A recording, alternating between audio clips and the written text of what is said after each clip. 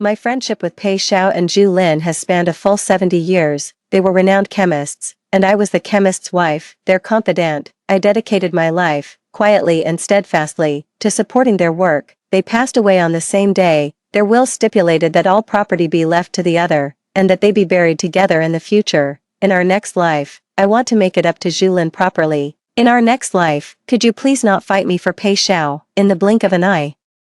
I was reborn at 18. I watched their faces flush as their eyes met. With a smile, I erased the answer sheet for the class placement exam. This time, I won't be a part of your romance, nor will I be your accessory. I have a name, I have my own life. 2, 1. I just walked out of the exam hall. I walked right into my boyfriend Pei Xiao and my best friend Zhu Lin kissing in the hallway. Are you insane? What if Meng Ling finds out? What else can I do? I'm in love with you, having been reborn once. I have nothing left to fear. A corner of the boy's white shirt was lifted by the wind. The girl's long hair swayed gently in the breeze. 2 top students, 2 geniuses, a match made in heaven. I stood there in the distance for a long time. I waited until they had calmly parted ways before walking over to get my bag. Zhu Lin greeted me as if nothing was amiss. Ling, why did you hand in your paper so late? Didn't I secretly signal the answers to you? Pei Xiao deliberately averted his gaze.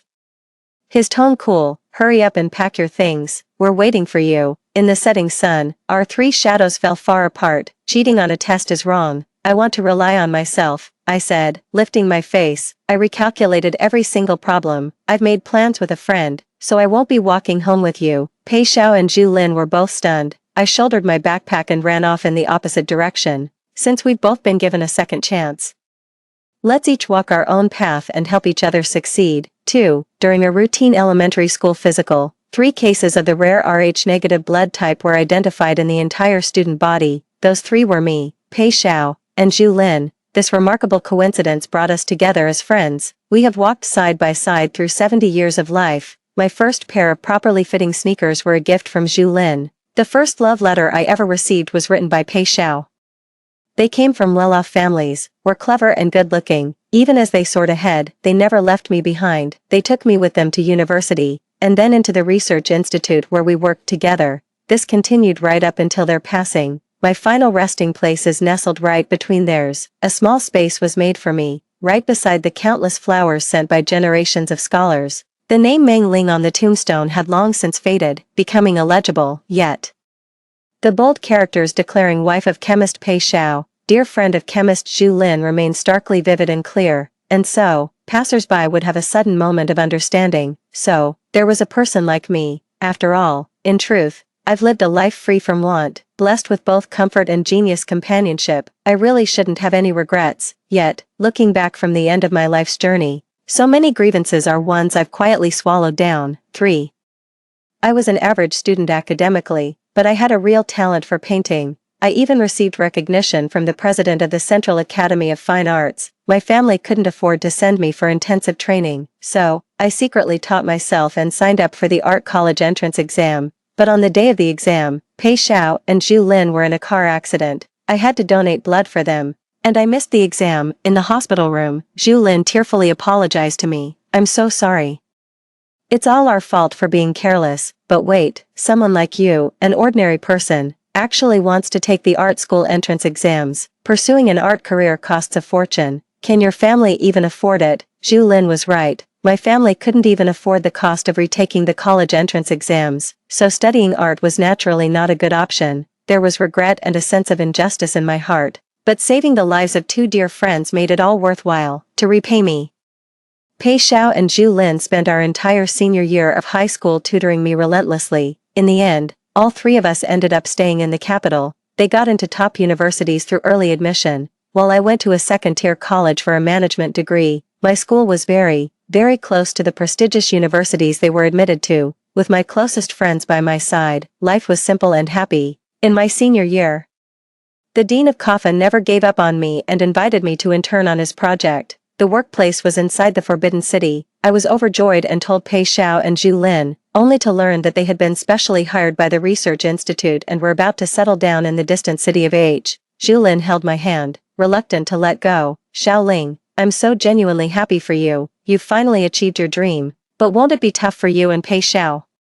Being in a long-distance relationship from now on, is that dean a fraud? He's a man of such high status, why on earth would he go out of his way to invite someone like you? Pei Xiao sat in the corner without saying a word, a flicker of discontent shone in his cold, clear eyes. We tacitly agreed to part ways for a while, each to plan our own lives. The news of my pregnancy arrived before the breakup ever did. 4. I read online that a fetus releases hormones to secure its growth in the womb, which can cloud the mother's thinking. Perhaps I was thinking of my own single mother, and how she raised me. Perhaps it was the thought that it, too, was a living being. In the end, I couldn't bring myself to go through with the surgery. I turned down the internship, got married to Pei Xiao, and we settled down together in H City. As Pei Xiao and Zhu Lin's careers flourished, they also managed to secure a family-related position for me. The pay isn't much, but the workload is light. It's a comfortable and stable life. The 2 apartments assigned by our work unit were right next to each other, so the 3 of us remained constant companions. We'd barbecue in the summer and have hot pot in the winter, living a warm and happy life. A few years later, a position for deputy head of publicity opened up at the Research Institute. Over the years, my performance has been outstanding. I've won several national awards on behalf of our institute. And the science illustration I created was even selected as a promotional template. I'm in line for a promotion. However, Pei Xiao and Zhu Lin were also promoted and are about to head to Qinghai to work on a key research project. Zhu Lin bought champagne for us all to celebrate. Congratulations to us for shining in our respective fields. But after your promotion, Xiaoling, you'll be so busy, with weekly meetings at the provincial level, you won't have much time to look after the family, right? Pei Xiao, holding our daughter who was secretly wiping away tears, reminded me in a low voice, Meng Ling, one of us needs to take care of Xiao Guai. Our daughter is about to start elementary school. The son Zhu Lin had out of wedlock has just been weaned. All household matters need to be managed, and the elderly require care. After careful consideration, in the end, I was the one who gave in first and let go of the promotion. From then on, I traded my paintbrush for a spatula, dedicating myself to the family in a whirl of busyness. Decades passed in the blink of an eye, the children grew up successful, and the family was harmonious. I settled into a happy life that most people would envy, but on all those sleepless nights, what was I thinking about? I was thinking about the day my mother died.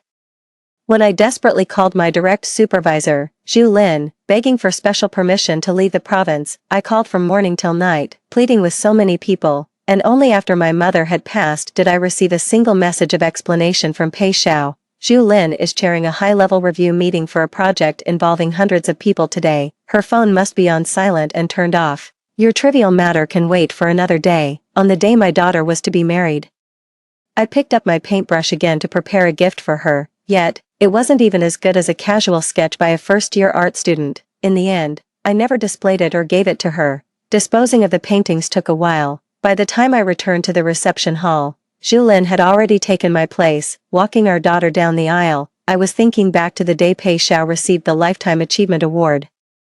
When the children and my younger students gathered around to help me adjust my boutonniere, when Pei Xiao thanks me later, the camera will pan to this old woman. I'm going to be on TV. But, Pei Xiao rambled on, but never once mentioned my name. It was all Zhu Lin. He is grateful for Zhu Lin, the partner, confidant, and soulmate of his life, from their youth to their old age. Every scene along the journey was witnessed with Zhu Lin by his side. They once gazed at the stars together on the boundless Gobi Desert, standing shoulder to shoulder at the pinnacle of the chemical sciences. Yet all my life's work, the daily grind, the mundane chores, could just as easily be done by a housekeeper. Nothing worth thanking me for. 5. I was the one who handled the funeral arrangements for Pei Xiao and Zhu Lin. They happened to pass away on the very same day. The wills they left behind coincidentally contained the exact same sentence: to leave their estate to the other, and to be buried together in the future. Meng Ling, I gave you all the love I had in this lifetime. In the next, I want to make it up to her properly. Meng Ling, I gave you all my love in this life. In the next, please don't fight me for him. Okay, then what am I? Am I just a spectator to your wonderful lives? It suddenly came back to me. That night decades ago when Pei Xiao confessed his feelings to me, I went to find them to ring in the new year together.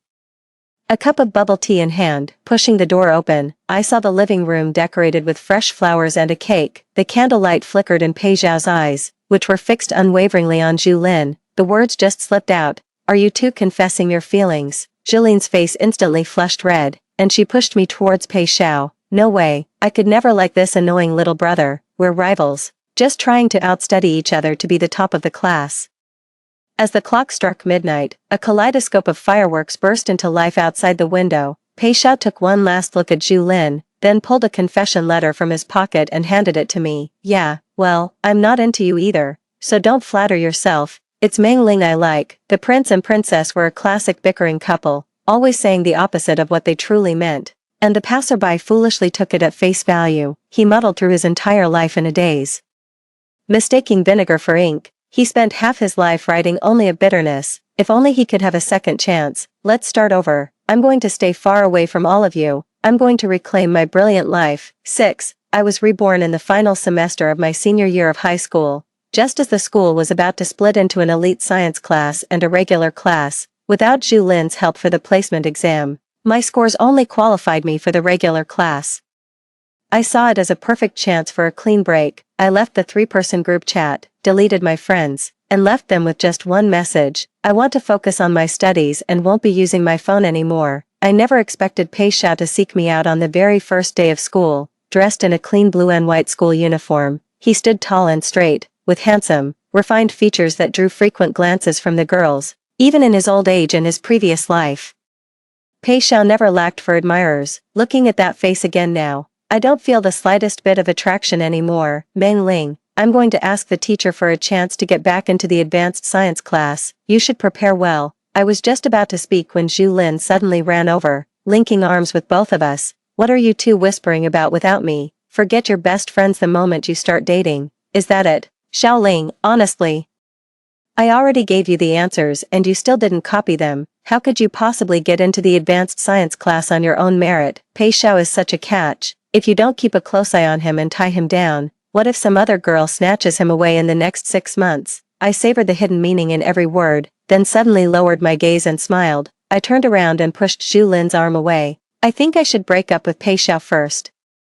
We won't be in the same class anymore, and we don't even live near each other. It just makes dating too complicated. The college entrance exam is only a few months away. I really need to focus on my studies. Pei Xiao froze for a moment, his hand at his side slowly clenching into a fist. The moment I turned to leave, he suddenly grabbed my wrist. Meng Ling, don't you dare regret this. 7. What do I have to regret? I was so fond of you back then, yet we never took a single photo together in our youth.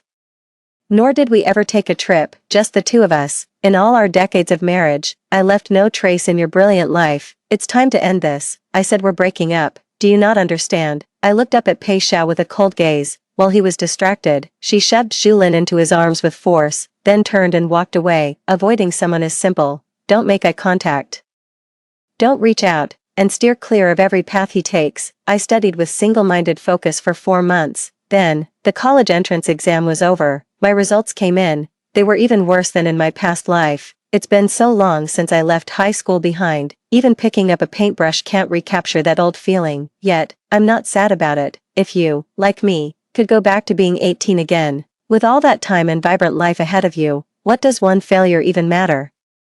I'd drawn up a plan to retake the year. I knew money was tight at home, so I figured I could take out an online loan and get a part-time job to avoid being a financial burden. The day I finally mustered the courage to talk to Mom about it, to my surprise, she agreed right away. Even though she's usually so strict, every great achievement begins as a dream. If you love it, go for it. Don't worry about the money. I hope my daughter lives a life of courage, grace, freedom, and brilliance.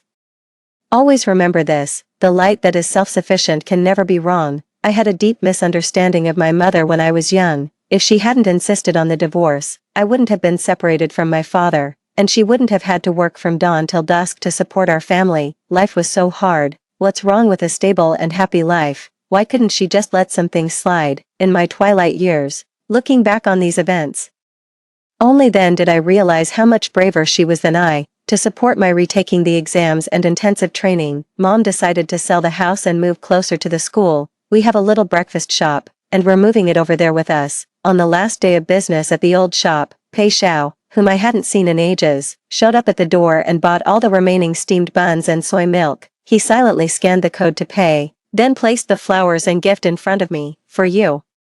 Happy birthday. I've never properly celebrated your birthday before. Here, take it. The scent that washed over me made me dizzy for a moment. Today is my 18th birthday. My birthday is just one day before Julien's. In our past life, Pei Xiao found it a hassle, so he would always buy 2 cakes and 2 gifts on Julien's birthday to celebrate for both of us together, since they're so close together anyway. It didn't matter if I blew out my candles a day late. These small grievances became countless over the long years that followed. I stopped caring a long time ago. Wow, why are you buying a gift today? My birthday is tomorrow. You got the date wrong. You silly little brother. You deserve a smack. Julien walked over from the street, interrupting my train of thought. She pouted and clenched her little fists, ready to teach Pei Xiao a lesson. Pei Xiao didn't dodge, the words spilling out instinctively. I'm not mistaken, today is Meng Ling's birthday. Not yours, this gift is for her, and her alone. 8. I've done so many things I'm sorry for. If you're sorry, then just drop it. This is really pointless. I gave a faint, cold smile. I handed Pei Xiao the steamed bun, casually pushing the flowers and gift aside. Thanks for the well wishes, but I won't accept the gift. We're not that close. The exquisite gift box tumbled off the table, landing right at Pei Xiao's feet. He lowered his gaze, stunned. Julien's expression flickered with uncertainty as she dashed into the shop and linked her arm with mine. Xiaoling, it really hurts to hear you say that. The 3 of us are supposed to be the best of friends in the whole world. However, there's something I need to tell you. Pei Xiao and I both applied to H University of Technology. I won't be able to accompany you for university in the capital like I did in our past life. Zhu Lin blinked innocently, her eyes brimming with smugness. Stop pretending. We've all been reborn, haven't we? Since we got this second chance, we have to choose the optimal path for our lives. You understand, right? Zhu Lin, that's enough. Pei Xiao cut Zhu Lin off in a low voice. His gaze held a trace of guilt and shame. Zhu Lin has a fever. I'll take her home first. Don't fill out your college applications carelessly. Wait for me to come back and help you review them. There are many universities in City H. And your scores are more than enough to get you in. We won't abandon you. Meng Ling, wait for me to come back. The midsummer sun beat down, making clothes hot to the touch. While the cicada's drone was unceasing, Pei Xiao led Zhu Lin towards the taxi, across the street. My mother urged me to hurry up and close the shop. As the moving truck was about to leave, she asked me if that was Pei Xiao and Zhu Lin. Did you give them the new address? I shook my head. There's no need. We each have our own path to walk. The mountain bird and the fish walk different paths. From now on, our worlds shall not meet. 9. Repeating a year of study has helped me gradually regain my best form. If I fail, I'm prepared to try for another year. I never expected to receive the acceptance letter just as summer vacation was ending. It turns out the most frightening thing in life isn't failing time and again. It's drifting through life without purpose, only realizing in old age what you truly wanted. The chance to even fail is gone. On the first day of school, I gave a speech on behalf of the new students. My gaze swept across the audience and suddenly landed on a familiar face, Pei Xiao. His black hair had grown longer, falling to partly obscure his eyes, which held a steady, composed gaze. Last year, in the final hour of submitting his university applications, he changed his choices and, just as in a past life, stayed in the capital, and Zhu Lin, in her pursuit of him, had actually given up her place at University H and chosen to repeat her final year of high school. Unfortunately, she fell just a few points short on her retake exams, missing out on a top-tier university and settling for an ordinary college next door. She was no longer the campus goddess, her halo had vanished. Now, she was simply Pei Xiao's girlfriend, leaning happily on his arm, past and present. Their roles had reversed. I guess this is the life she wanted. Our dorm went to Haidaleo for hot pot in the evening. I stepped away to take a call, and when I came back, my roommate had already fixed a dipping sauce for me, oil and vinegar base, with Thai chili. Hold the cilantro. I'm not allergic to mangoes. My favorite mushroom platter and shrimp paste were also placed right in front of me. We just met. How would I know what you like? The handsome guy at the next table dished that up for you. What's your relationship with him? He's been sneaking glances at you this whole time. My roommate pointed to the next table for me to see. It was Pei Xiao again. 10. When has Pei Xiao ever cared about my preferences? All I remember is that he was proud and ambitious, completely absorbed in his research and never gave a second thought to such trivial matters. Ask him to buy vinegar, and he'd come back with soy sauce. I'm allergic to mangoes, yet he still brought back several crates of mango specialties from his business trip to Hainan. In their later years, they would attend dinner parties together. He ordered 8 dishes that Julin loves, but couldn't name a single one that I liked. Julin and I often eat together at the institute, so we know each other's tastes. Don't read too much into it. The disappointment had long since piled up into a mountain.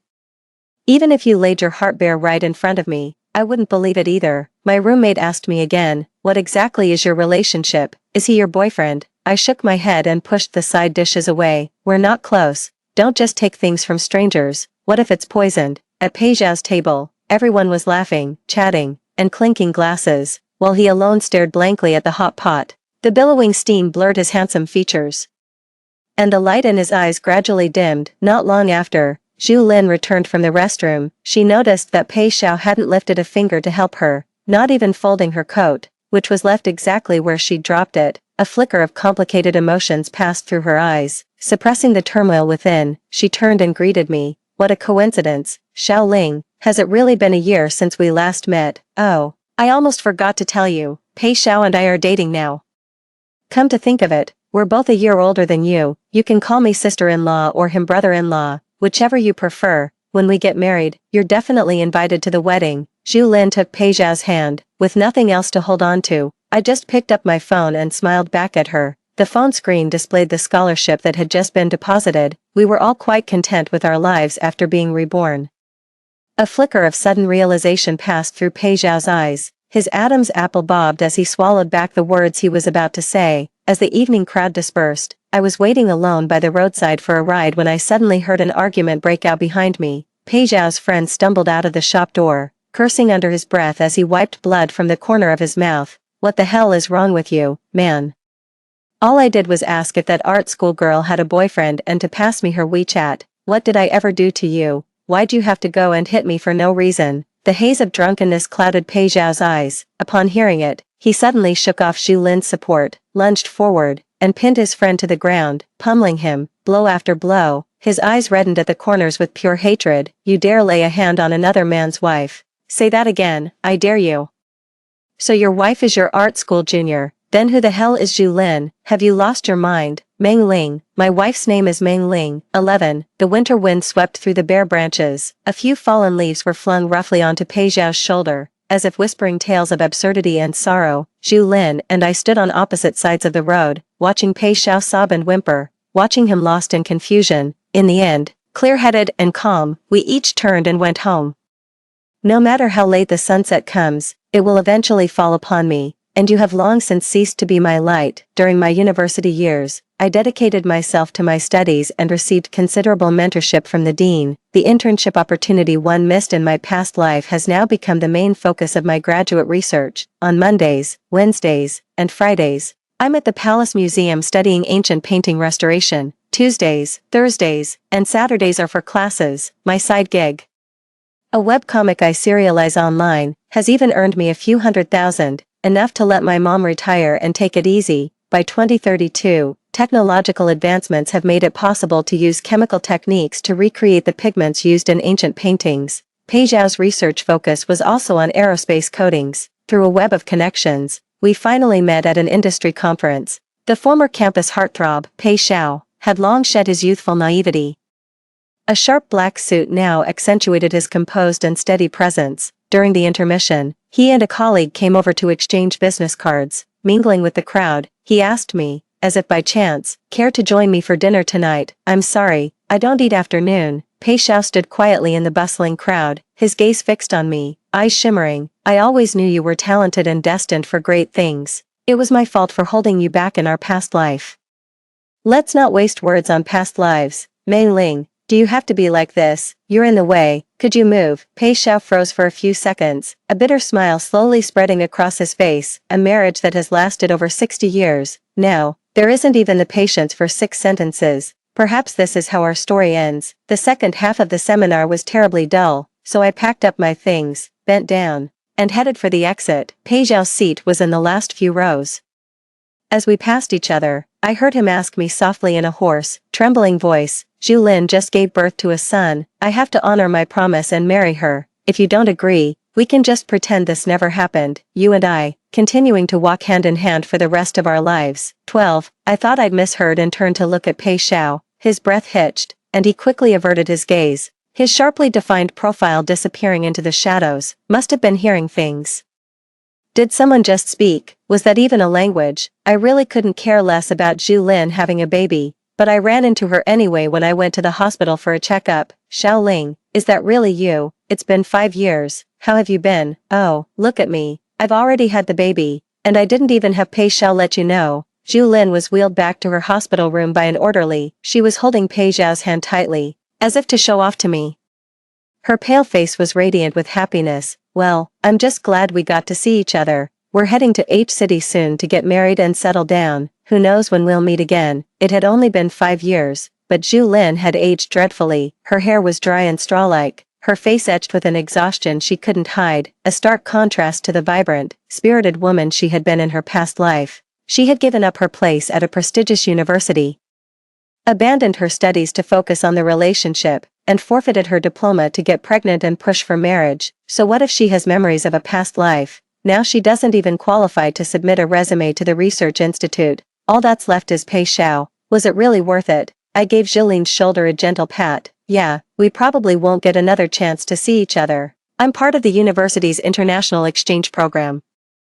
After graduation, I'll be posted there to teach. I might not be coming back. Jilin's smile slowly froze on her face, a flicker of confusion crossed his gaze, quickly drowned by an overwhelming wave of exhaustion. The next second, Pei Xiao accidentally knocked over the force stand. His face had turned ashen. I think I know what he's panicking about. The nurse brought out his and Zhu Lin's son. His appearance was identical to the son Zhu Lin had given birth to out of wedlock in her previous life. They were exactly the same. 13. In my past life, my best friend Zhu Lin got drunk and lost her virginity. Unable to bear the thought of ending an innocent life, she gritted her teeth and decided to have the baby. She told me not to feel sorry for her. I'm a modern, independent woman. I don't need to rely on a man to live a good life. That's what she said, but the truth was, she knew nothing about raising a child and couldn't even cook a proper meal. When work gets busy, he wouldn't come home for months on end. I practically raised her son, Zhu Jiaming, myself, and even gave him a generous red envelope when he got married and had children. However, after Pei Xiao and Zhu Lin passed away, Zhu Jiaming and his daughter donated the couple's entire estate in their own names, earning themselves a fine reputation. I couldn't afford the chemotherapy in time and ended up dying in agony at home. I don't understand why the child I raised with my own hands would treat me this way. Only now do I understand. It turns out they were the real family all along, and I was the only one kept in the dark. Jiaming, come quick and meet your godmother. He is not to be called Jiaming. He is not. Pei Xiao shoved the child aside with such force that he nearly knocked over the nurse, leaving everyone too stunned to speak. He ran out of the hospital in pursuit. He chased me all the way to the parking lot and desperately grabbed my car door. Meng Ling, I admit that in my past life, I had feelings for Zhu Lin. I only gave you that confession letter on New Year's Eve out of spite. For the decades that followed, my indecisiveness caused you so much pain, but now I see my own heart clearly. Please, just let me make it up to you. Even if I was wrong, please don't go. I stared at Zhu Lin, her face expressionless in the second-floor window. I looked at Zhu Jiaming, wailing in her arms. A wave of uncontrollable nausea churned in my gut. Belated affection is truly revolting. Get away from me. Don't you dare touch my car. I shoved Pei Xiao aside with force, got into the car, and slammed the door shut. His eyes were bloodshot, like a flawed idol cast down from its altar, as he desperately confronted me through the window. So you don't want our daughter either. You don't love her. You don't want to be her mother anymore. Our daughter. Pei Jinglan, it seems she prefers Zhu Lin, her beautiful mother. She only posts photos with Zhu Lin on social media, and only brings souvenirs back for her from trips. Zhu Lin was even the one who walked her down the aisle at her wedding. I'm like the unpaid housekeeper, silently devoting my whole life to her. I will not give birth to a knife that turns against me, with a father carrying such inferior genes. It's better not to have the child at all. She had no reason to be brought into this world. Using children to emotionally blackmail women is the most foolish tactic. No matter how times change, the decision to have a child ultimately rests with the woman. I don't like it. Then she shouldn't have been born. After leaving the hospital that day, I just couldn't shake off this feeling of unease. I wrote an anonymous letter of complaint to the research institute overnight. Pei Xiao has disgusted me one too many times. Why should I let him have it easy? 14. My youth was a smooth and brilliant ride. Full of dazzling success, I graduated from a top university, studied under renowned masters, and my stellar resume was the envy of countless peers. The comic I created in college also sold its rights for multiple adaptations. It was ultimately greenlit for a film or TV adaptation, output only translation, matching, content_type, format. An 8-figure royalty check secured financial freedom at a young age, in his 30s.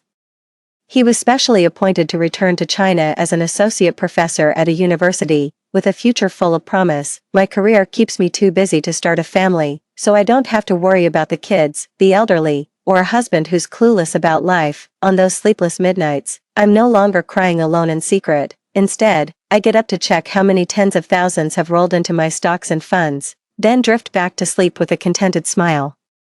Those memories from my past life grow more distant by the day. It feels like only now am I living the life that was stolen from me. In my second year back home, I ran into Pei Xiao again. The research institute was a gathering of brilliant minds, and the competition was fierce. Back when I wrote that letter of complaint, I truly thought it would ruin Pei Xiao's career. Little did I know. He left the research institute for good and is now an executive at a Fortune 500 company.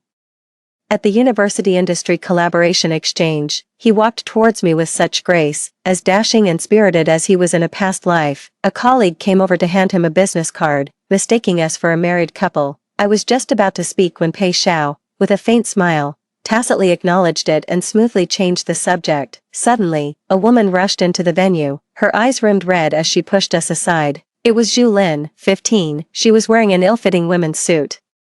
Having lost one of her high heels in her haste, her makeup was caked and garish, her hair dry, unkempt yellow, and her figure had lost its shape. From head to toe, there was no trace of the person she had been in her past life. Pei Xiao, while my father was fighting for his life in the hospital, when I was begging you on the phone to contact a surgical specialist, you were busy canoodling with this bitch, weren't you? Where were you when I needed you? Have you no shame at all? Zhu Lin pointed at Pei Xiao, screaming hysterically, uncaring of the number of spectators, acquaintances, or the live-streaming cameras. She was like a raving lunatic, raising her arm high to slap me. The next second, Pei Xiao shoved her to the ground without mercy and called for security to restore order. Zhu Lin knocked over a champagne tower, drawing everyone's attention. She scrambled to her feet, her face flushed with embarrassment. Suddenly, she froze, not knowing what had happened. As 2 lines of tears streamed from her vacant eyes, I realized she had wet herself. So this is how pitiful and wretched I was in my past life. So that's what it looks like when Pei Xiao doesn't love someone. It's painfully obvious. Why is it that he can always stand there, looking impeccable, while he watches the tragedy of 2 women unfold, during the tea break?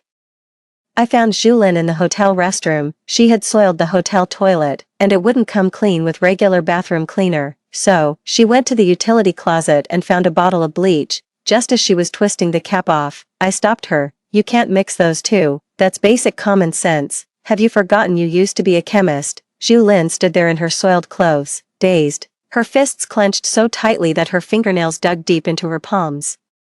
Perhaps she had truly forgotten. She never studied hard later on, never held a job, becoming a full-time housewife for over a decade, to the point where even her memories of her past life were growing hazy. I had a student bring over a gown and some cosmetics, then bent down to wipe the cheap foundation from her face and carefully redrew her eyebrows, just like back in the day, when I fell during the 800-meter run on the field, my worn-out canvas shoe flying off into the distance. And she was the one who helped me up while everyone else laughed. And just like how she bent down to help me put on the latest pair of sneakers, the friendship between 2 people is pure. The friendship among 3 people is pretty good too, but when did the friendship between the 3 of us start to turn sour? You say the price of fame and success is having someone sacrifice in silence behind the scenes. That person gets no recognition, no reward, not even a shred of genuine affection in return. Do you think she's content with that? On what grounds? I don't know how much you love Pei Xiao, but before you love someone else, learn to love yourself first. 16. Although Pei Xiao didn't continue his project research after his rebirth, his abilities remained intact. His research findings completely changed the game for the entire coatings industry. His impressive resume and striking looks also paid off handsomely, attracting hundreds of thousands of followers on social media. All he needed was to secure one more multinational deal, and he would be promoted to president of the Asia region. But right at the critical moment of signing, his father fell critically ill, and his son was arrested for getting into a fight. Zhu Lin has always taken care of everything at home, managing all the household affairs, but who would have thought, with Zhu Lin away on a business trip and her phone unreachable, there was suddenly no one to handle any of it.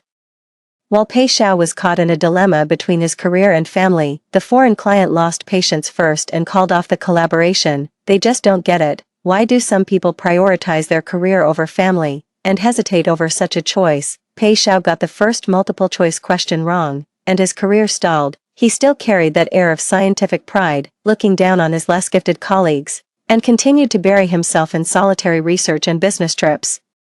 Without Zhu Lin's attentive care, his health quickly deteriorated. Without Zhu Lin to manage his professional relationships and navigate office politics for him, he was sidelined at work, pushed out of the core team, and now faces the threat of redundancy. He had signed a top-tier non-compete agreement, barring him from working in the same industry for at least a decade. His research achievements were also carved up by his former colleagues.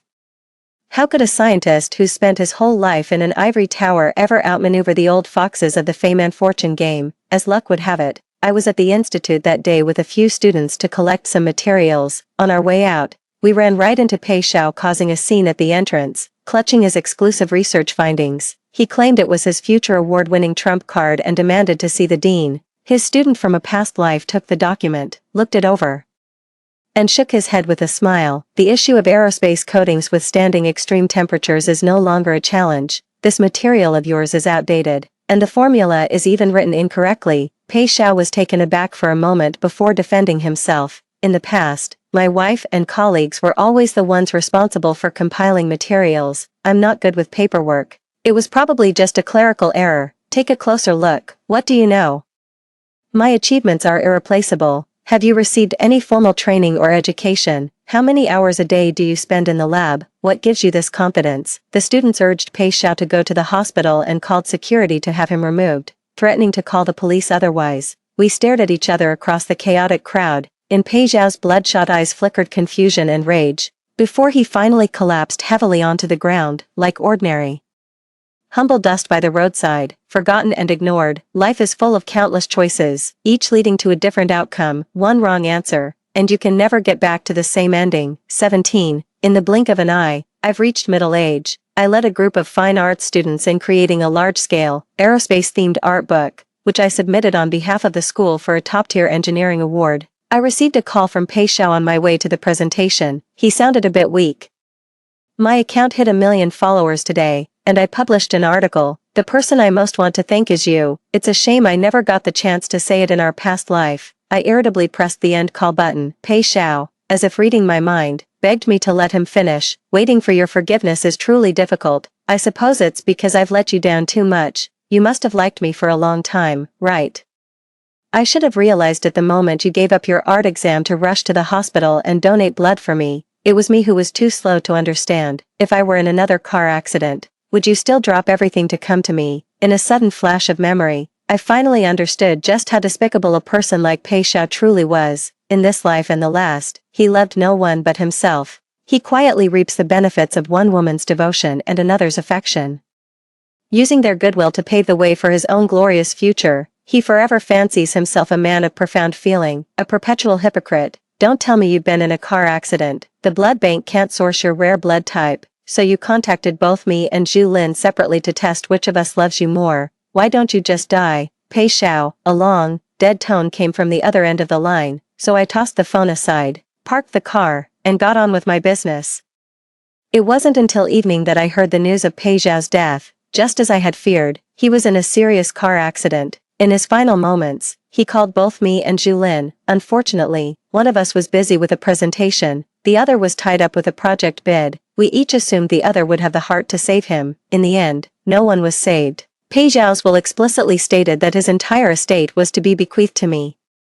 I donated all of that money, in my name. On the day the donation papers were signed, Zhu Jiaming flew into a rage and started cursing. Who do you think you are, acting all noble? That's my father's money, my family's money. What gives you the right to donate it all? Did you earn it? He had a mortgage to pay on the house he just bought. He wants to marry the girl he loves, but he can't afford the bride price. His mother, Zhu Lin, has just fallen ill and will require a large sum of money for treatment. Knowing everything, Zhu Lin didn't make a scene. She just pulled Zhu Jiaming aside and told him to be quiet and stop embarrassing himself. What's meant to be mine will be mine. What isn't, I don't even want. What's with the tears? It's just money. I can earn it all back myself. Sunlight fell on her face, which was no longer young, yet her eyes shone with determination. It was as if I could see Zhu Lin at 18.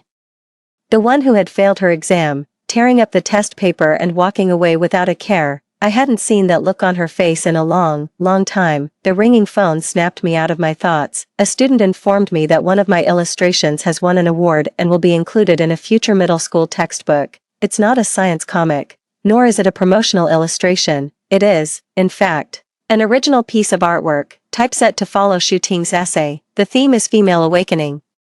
To live for oneself, not in dependence on another. No more one-sided giving, sacrificing, or looking up to others. Live your life as boldly and unapologetically as a tree. This journey through life, with all its mountains and valleys, is one you take for yourself alone. Story 2. In the 3rd year of his daughter's abduction, Fu Yu gave up searching. He said life and death are fated, and he couldn't be too selfish. Living well in the present was most important, but later.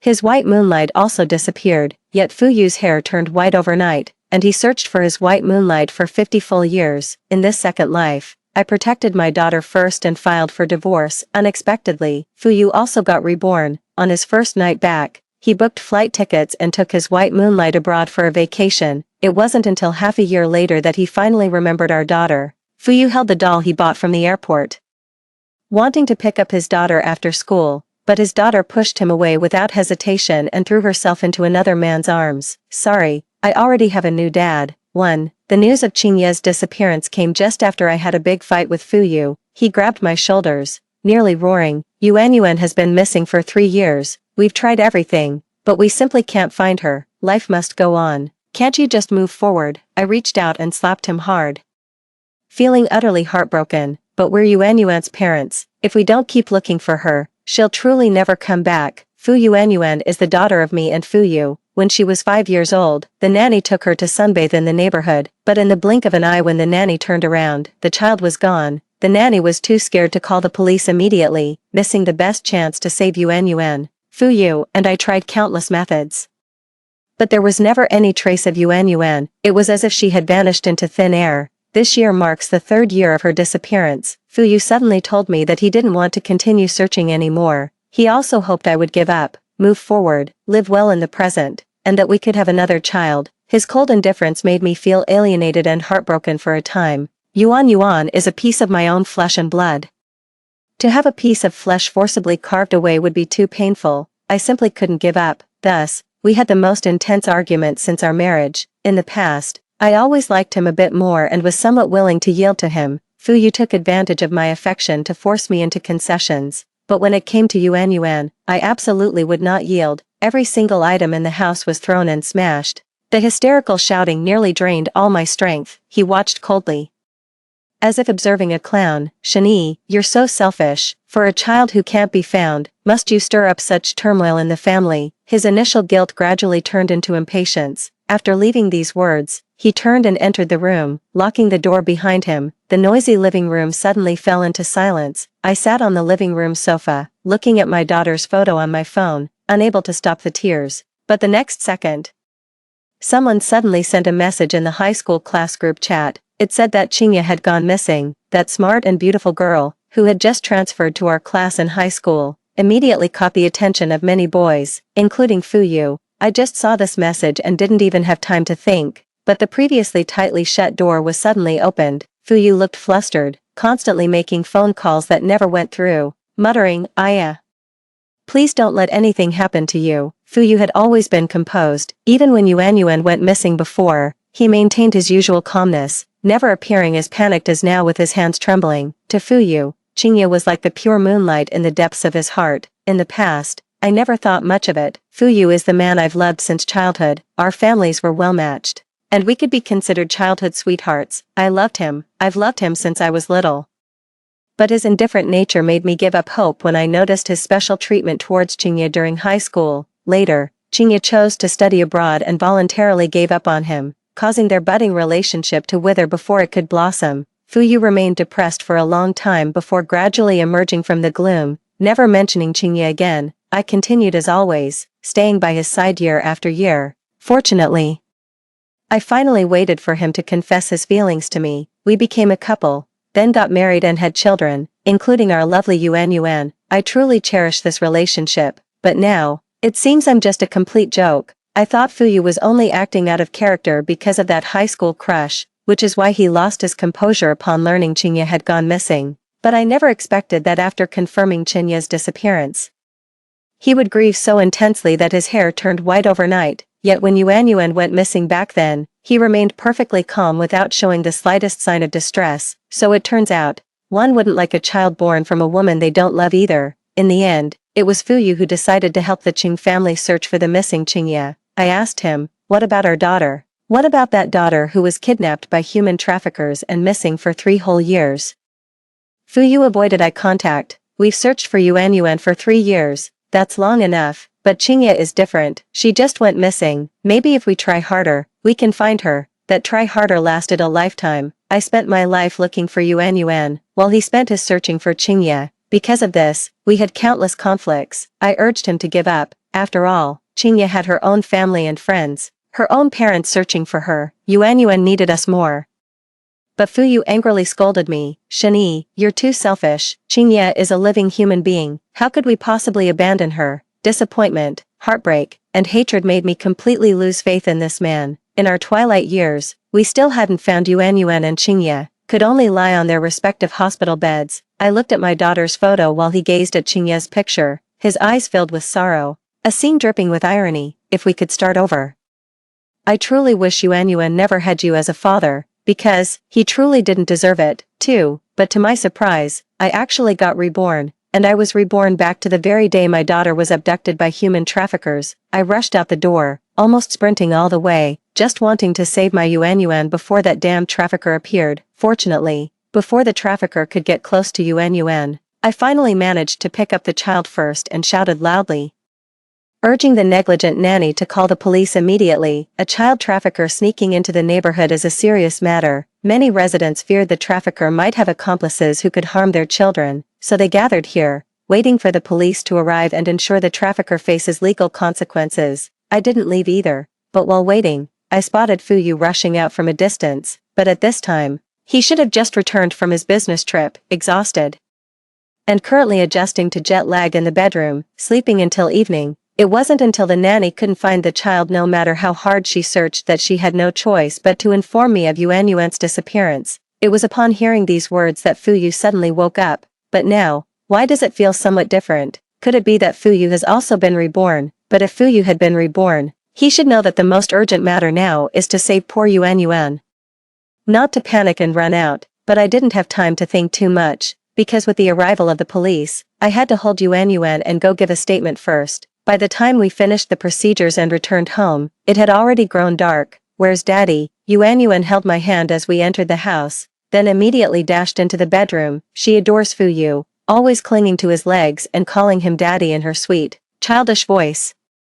But the bedroom was empty. Fuyu still hadn't come home. Yuan felt somewhat disappointed, but being the obedient child she always was, she still managed to keep a smile on her face. Not seeing her father, she simply assumed it was like before, thinking he had too much work. I haven't finished reading my book yet. Daddy would be upset if he knew Yuan wasn't reading. She cheerfully ran to the living room, found herself a spot to sit down, and started reading the storybook attentively while holding it in her arms. The regrets from my past life make it impossible for me to bear being apart from Yuan even for a moment now. I held her in my arms as we sat in the living room. She turned her head and smiled at me, then gave me a kiss on the cheek. Don't be sad, Mommy. Daddy will be home from work soon. Yuan will wait with you. Perhaps it was because of memories from my past life, this man I once loved deeply, whom I hated for half a lifetime. Now that I've been reborn, even if everything returns to normal, I no longer want to wrong myself or my daughter. Divorce is inevitable, but Fuyu's phone was completely unreachable, always powered off. It was as if he had vanished from the face of the earth. For a full day and night, I couldn't get in touch with Fuyu. Was Daddy taken away by bad people? Though Yuan was young, she was more mature than her peers and could always keenly sense my emotions. She tugged at my skirt with her small hands, her eyes filled with sadness. I quickly bent down to hold her in my arms, whispering comfortingly, no, perhaps Daddy was delayed by something important, but the day after tomorrow is Yuan's birthday, and Daddy will definitely come back. Really? Her big round eyes were wide open, brimming with anticipation. 3. But the truth was, he went to find Qingye. In the evening, I held Yuan while reading her bedtime storybook.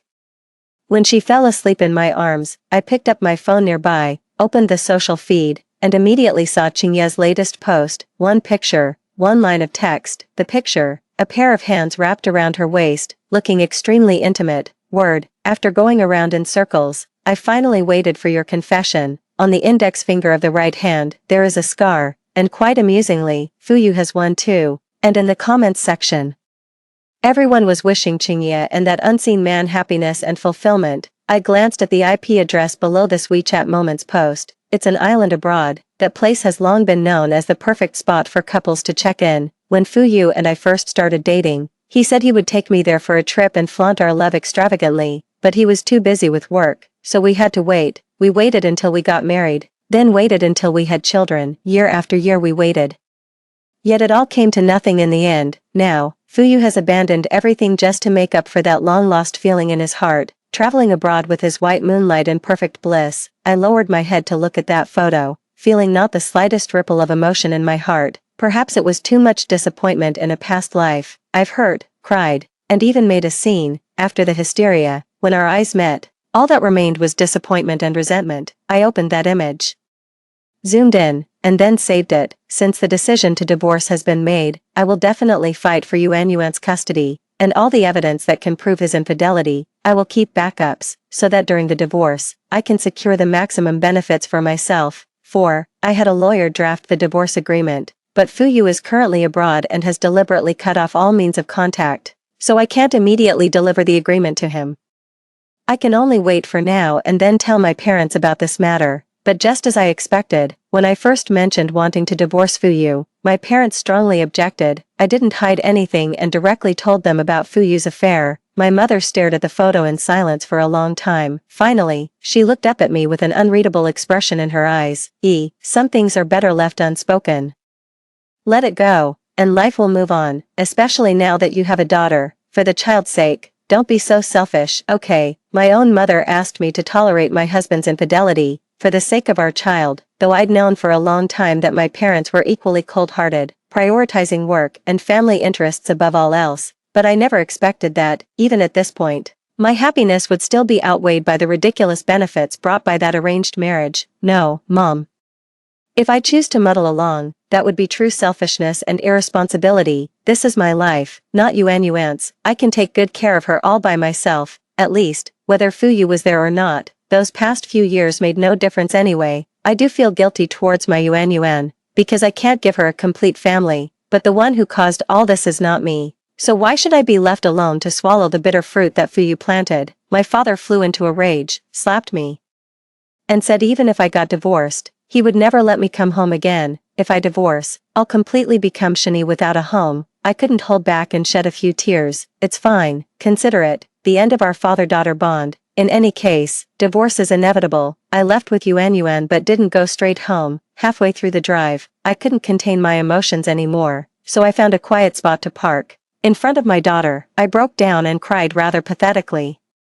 Yuanyuan was very well behaved. She unbuckled her own car seat, climbed to the front passenger side, and without saying a word, just reached out to gently pat my back. When I looked up, she took 2 tissues to wipe my tears. Mommy, don't be sad. Yuanyuan is here. Yuanyuan will always be here. Her voice still carried that sweet, childish tone. I looked at her and asked, if Mommy and Daddy have to separate, and you have to stay with Mommy, would you be okay with that?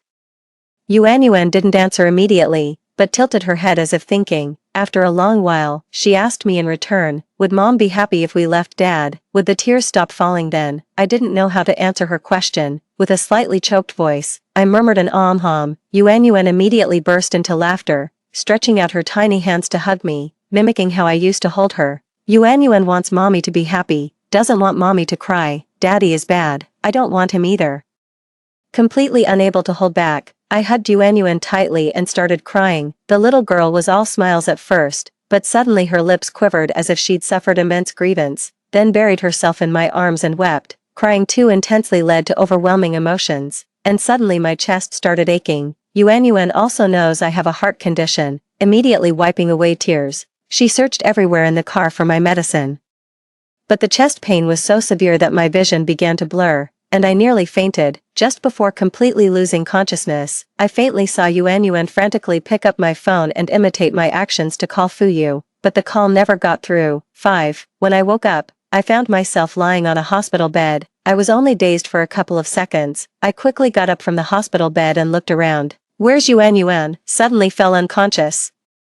I'm really worried something might happen to Yuan, because I truly can't bear the pain of losing her a second time. Perhaps hearing my voice, Yuan, who was sitting on the sofa, put down the picture book in her hands and came running to the hospital bed. I quickly held her in my arms. Yuan sat by the hospital bed, her eyes still glistening with tears. Mom, you're finally awake. Her voice still carried a sob, yet she managed to smile sweetly as she leaned against me quietly. Just watching me without saying another word, I asked her, Yuan, who brought Mom to the hospital? Yuan counted on her fingers as if recalling. It was a very handsome uncle. As her words fell, someone happened to push open the ward door. The person spoke. Awake. I instinctively looked toward the door, and upon clearly seeing who had arrived, couldn't help but widen my eyes before exclaiming, Ji Yanli. Ji Yanli is also my high school classmate. But he and Fuyu are completely different types. Fuyu is aloof, like an unattainable flower on a high peak, sacred and inviolable, but Ji Yanli is sunny, always enthusiastic about people and things, with a constant smile on his face, warming everyone around him. Not only that, but we also grew up together. Grandpa Ji had always been fond of me since childhood. Back then, our families jokingly talked about arranging a childhood betrothal.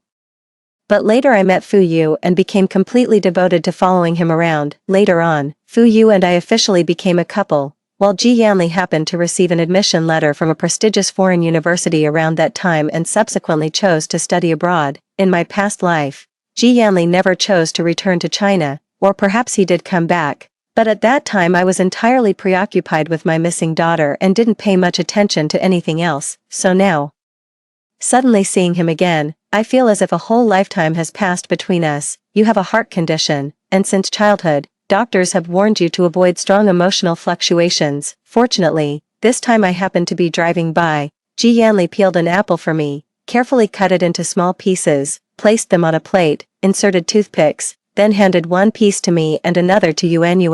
Yuan thanked him and smiled innocently. Uncle Ji. How did you know Mom always likes her apples cut into tiny pieces? Ji Yanli gently tapped her nose with his finger, his gaze warm and smiling as he looked at me, just as always, though now with a hint of teasing. Since childhood, she's been the most pampered one. If it's not cut properly, would she even eat it? Yuan shook her head, but at home, Dad never cuts fruit for Mom. It's always Mom who prepares it and serves it to Dad. Hearing this, Ji Yanli stopped laughing.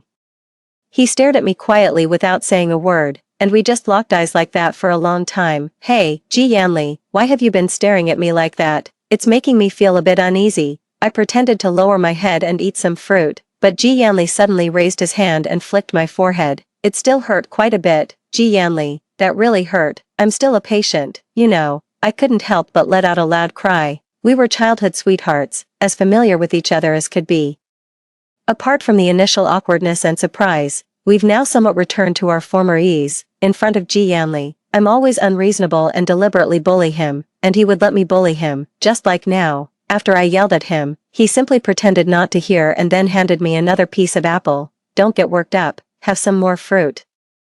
I directly grabbed the plate, stuffed 2 pieces into my mouth, but still couldn't help muttering, haven't seen each other for years, and the first thing you do is hit me without any explanation. Ji Yanli shrugged with a smile, can't help it. I've always enjoyed teasing you since we were kids. With that, he turned and walked out, saying he was going to find my attending physician. I kept my head down eating fruit, so I didn't hear what he said as he was leaving.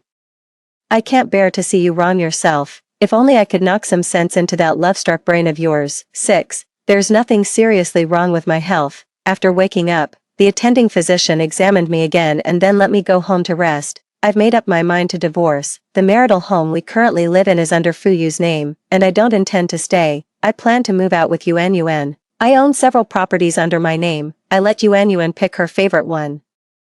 And we're ready to move in directly. Ji Yanli knew about my divorce and my immediate moving plans. Without hesitation, he came to help. In less than a day, he moved all mine and Yuan's belongings to the new place. The new home is just 1 street away from the house where Ji Yanli currently lives. Yuan was overjoyed when she found out. Do you like Uncle Ji very much? At night, I held Yuan in my arms as she nestled against me, chattering endlessly about Ji Yanli. These past few days, Ji Yanli seems to have no work at all. coming over every day to mooch meals. Yuanyuan hangs out with him as soon as school ends, and the two hit it off immediately, playing together wonderfully. On weekends, they even made plans to go out together, completely leaving me out. I feel like an extra. Yuanyuan sensed my sadness and quickly hugged my neck, giving me 2 kisses. Uncle G is great. He's willing to play with me and is very patient, unlike Dad, who's always busy, forever busy. He didn't even come to my birthday yesterday. Uncle G stayed with me and gave me the birthday present I wanted most. If Uncle G were my dad, that would be great. By the end of Yuanyuan's words, there was a trace of sadness in her eyes. A child's world is simple, though she might not be clever enough yet. She could keenly sense Fuyu's aloofness. In contrast, Ji Yanli gave her the paternal love she had never received before. My heart ached even more for my daughter as I held her tightly in my arms. Fuyu truly doesn't deserve to be a father. 7. In the afternoon, when Yuanyuan came back from school, she seemed somewhat unhappy. I asked her, but she barely responded to me. It wasn't until dinner time that she spoke up with a pitiful tone. The kindergarten is organizing a parent-child event, and several activities require Dad's participation. But Dad, I sighed and then said, it's okay, Mom can do it too. Yuanyuan shook her head, still not very happy. She lowered her head to look at the rice in her bowl, lost in thought, when suddenly the doorbell rang. No need to guess. It was obviously someone coming to mooch a meal. The previously dejected daughter suddenly raised her head. Uncle G is here. After speaking, she immediately climbed down from the chair and went to open the door for Ji Yanli. Yuanyuan is even more adorable today. Ji Yanli carried Yuanyuan to the dining table. The two of them so familiar they resembled real father and daughter. I felt a pang of jealousy, staring resentfully at Ji Yanli. I went through life and death to bring this precious daughter into the world, yet she's so close to you, closer than to me. It's as if I had her for you. Ji Yanli's smile grew even brighter as he readily followed my lead, saying, that could work too. Consider her as born for me. I promise to raise this precious daughter well. I quickly snatched the child back from his arms. Dream on. This is my precious daughter. Yuanyuan pinched my hand with a grown-up air and said, stop arguing. One is Dad, the other is Mom. Yuanyuan loves you both. Indeed, they had already acknowledged each other as godfather and goddaughter several days prior. The two of them began playing along, addressing each other as godfather and darling goddaughter. Yuanyuan looked at Ji Yanli, blinked her eyes, and suddenly asked, Mom. Since he's already like a dad, can Uncle G be my dad and accompany me to the parent-child event? I looked at Ji Yanli, who was also gazing at me as if seeking my opinion. I hesitated for a moment before shaking my head in refusal. This probably isn't a good idea, but all the other kids' dads will be there. Only my dad. He hasn't even called me in so long. Why can't Uncle G be my dad, Mom? I don't want to be laughed at by the other kids for being the child nobody's dad likes. The more my daughter spoke, the more upset she became, even shedding golden tears that broke my heart. Ji Yanli also quickly chimed in, Yuanyuan is now my goddaughter. That bastard Fuyu is enjoying himself abroad. Wouldn't it be better if I participated instead? Or do you want Yuanyuan to be laughed at by the other kids? Naturally, I didn't want that. So for Monday's parent-child event, Ji Yanli took on the role of the father and went with me to the kindergarten. The games were all very simple. There are challenges testing the coordination between father and daughter, as well as the between parents. For example, what is Mom's favorite color? Ji Yanli, purple. What is Mom's favorite fruit? Ji Yanli, apples. What does Mom hate the most? Ji Yanli, she hates being lied to the most. Ji Yanli answered several questions correctly in the shortest time, and I couldn't help but give him a thumbs up. The host, played by a kindergarten teacher, held the script in her hand, smiled at the children, built up the atmosphere, and then asked the mother one final question. So, who is the person Dad loves the most? Many parents answered with their child's name. I also wrote Yuanyuan's name, since for this type of question, one can only write a child's name, but Ji Yanli's answer was, you, me. For a moment I didn't react, and couldn't help pointing at myself. The host smiled and said, it seems that Yuanyuan's parents have a very good relationship. Among all the dads present, yours was the only different answer. For some reason, my heart suddenly started beating a little faster. Even after this segment ended, my heartbeat hadn't returned to normal. Ji Yanli held Yuanyuan's hand and walked over to me, asking, what's wrong? Is your heart bothering you again? His voice was as gentle as ever, filled with genuine concern and inquiry in his eyes. I shook my head. Ji Yanli, why isn't your answer Yuanyuan? Ji Yanli's smile faltered slightly before he replied, as Yuanyuan's father, Of course I love Yuanyuan's mother the most, so, loving you, I don't see any problem with this answer. There's a problem, a huge problem indeed. My heartbeat quickened even more. 8. The next 2 months, I suspect Ji Yanli has completely treated my home as his own.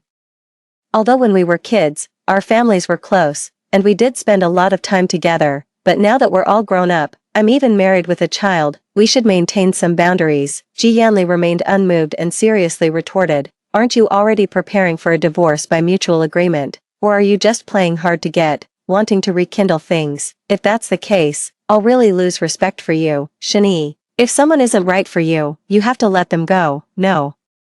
I just genuinely thought we should avoid any appearance of impropriety. I never said I'd hesitate, but after saying that, Ji Yanli inexplicably got angry, carried Yuanyuan to her room, and completely ignored me. It wasn't until dinner that I repeatedly assured him I absolutely wouldn't hesitate. He finally let out a long sigh of relief. Fortunately, it's not beyond saving yet. Listening to his words, I forced a hollow smile. Ji Yanli, do I not deserve to save face? Yuanyuan sat between us, resting her chin on her little hands, watching us with a beaming smile, her eyes brimming with happiness. If time could just stop at this moment, I'd have this illusion that this seems to be the happiness I once longed for. Unfortunately, I still have to return to reality in the end. In the 3rd month, Fuyu and Qingye finally ended their trip and chose to return home. Fuyu, who had just returned to the country, finally remembered his pitiful daughter from his previous life.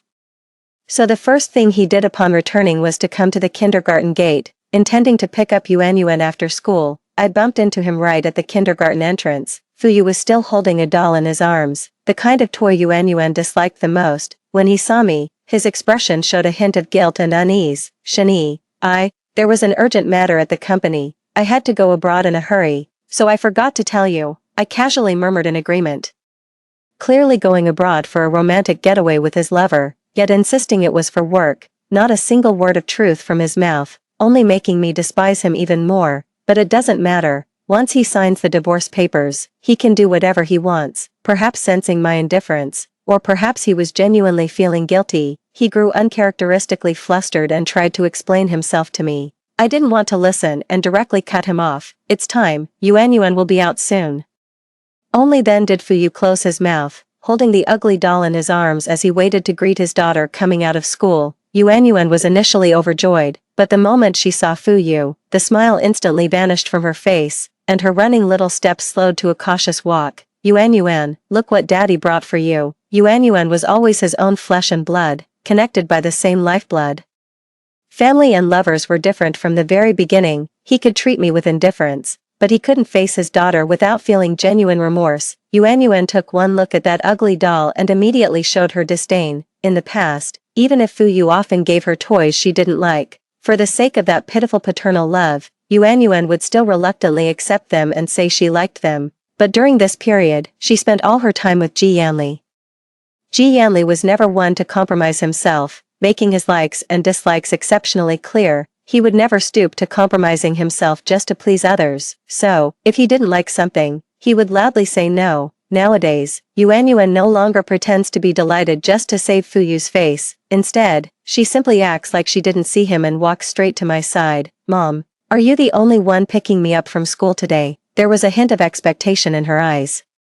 Ji Yanli had promised her yesterday that he would come pick her up from school with me today, but in the afternoon, the Ji family suddenly called, sounding like something major had happened. Ji Yanli rushed home in a hurry, only saying he'd return as soon as possible without specifying an exact time. I was just thinking about how to broach the subject with her when Fuyu walked over holding a doll again. Yuanyuan, why are you ignoring daddy? This is a doll daddy specially bought for you, do you like it? When Fuyu handed the doll over, a small receipt accidentally fell out. I glanced down and saw the purchase location on the receipt was at the airport. Clearly, Fuyu only remembered he had a daughter after returning to the country. Quite laughable. Yuanyuan is young and doesn't know many characters, unaware of what the airport purchase represents, but she's no fool. She can still tell the difference between genuine care and mere pretense. Yuanyuan looked at Fuyu in front of her, pursing her lips without speaking for a long time. I could tell she was somewhat angry and wanted to refuse, yet she was also concerned about Fuyu's feelings, making her very conflicted. I was just about to speak up and refuse on her behalf. Yuanyuan suddenly caught sight of something, her eyes lighting up for a brief moment, then she pushed away Fuyu, who was trying to hug her, and took 2 steps back. I stopped liking these kinds of dolls a long time ago. Also, lying is bad behavior. I saw on mom's phone that you went out to have fun. It wasn't work at all. Lastly, I have a new dad now. If you don't like me and mom, that's fine. I don't really need you either. After saying this, Yuanyuan grabbed my hand and ran off to the side. With just a turn, I saw Ji Yanli standing by the car, waving at Yuanyuan at that moment. Daddy. Yuanyuan trotted over and threw herself into Ji Yanli's arms, wrapping her arms around his neck and planting a loud kiss on his cheek. Before, although he was just a sworn godfather, most of the time, Yuanyuan would still only call him uncle, but given how she acted today, if she weren't so young, I'd genuinely suspect she was provoking Fuyu. Though looking at Fuyu's face, dark as the bottom of a pot, I have to admit, it felt pretty satisfying. Meanwhile, Ji Yanli, with his somewhat crude temperament, simply carried his daughter right up to him, his gaze openly challenging. My daughter hates this ugly doll the most. Stop sending it. It's embarrassing. 9. Shani, I think you owe me an explanation. Fuyu went to my new home. He stood in the living room holding a photo of me with Yuan Yuan and Ji Yanli, his eyes filled with indignation. That photo was taken last weekend when we went out for a picnic together. Yuan Yuan had wanted to go camping for a long time, but Fuyu always dismissed it as too childish, using work as an excuse to refuse each time. Yet this time, while traveling abroad with Qingye, he even took photos of them camping together. That day, I stared at the photos in a daze, not noticing that my daughter had suddenly woken up. She saw them, though she didn't say a word. Her eyes turned red and her pillow became wet. So when Ji Yanli learned about this, he immediately cancelled his work and took Yuanyuan camping. We all had a great time that day, with Yuanyuan's face beaming with smiles, a long-lost sense of fulfillment and joy. As my thoughts gradually returned to the present, I looked at Fuyu before me, now truly unable to stir even the slightest ripple in my heart. Fuyu, this is really quite pointless. In my past life, consumed by hysteria, I looked at my frenzied reflection in the mirror and found it utterly detestable. So in this lifetime, I don't want to make any fuss at all, nor do I want to argue with him. I don't want to leave behind a crazy impression. Let's just part on good terms. Fuyu's eyes narrowed as he grabbed the photo frame and smashed it violently onto the ground. Shani, it's only been 3 months, and you're already entangled with another man while taking my daughter with you. Do you think I'm dead? The glass frame shattered instantly, and the daughter doing homework in the room burst into terrified sobs at the commotion. I quickly went into the room to carry her out, soothing her softly while covering her ears, then confronted Fuyu. What's the difference between you and being dead? I stared at him coldly, no longer caring for a peaceful breakup, and directly tore off the last shred of pretense. Fuyu, do you really think I know nothing? That I don't know where you've been these past 3 months? You missed our daughter's birthday, you missed the kindergarten parent-child event, you still weren't there when I was hospitalized. When we needed you the most, you were traveling abroad with another woman, then came back with some flimsy excuse, trying to fool me and Yuanyuan. Who exactly is treating whom like a fool? Fuyu, how dare you even question me? Hearing this, Fuyu, who had been quite confident just moments ago, suddenly became somewhat flustered. No, that's not it.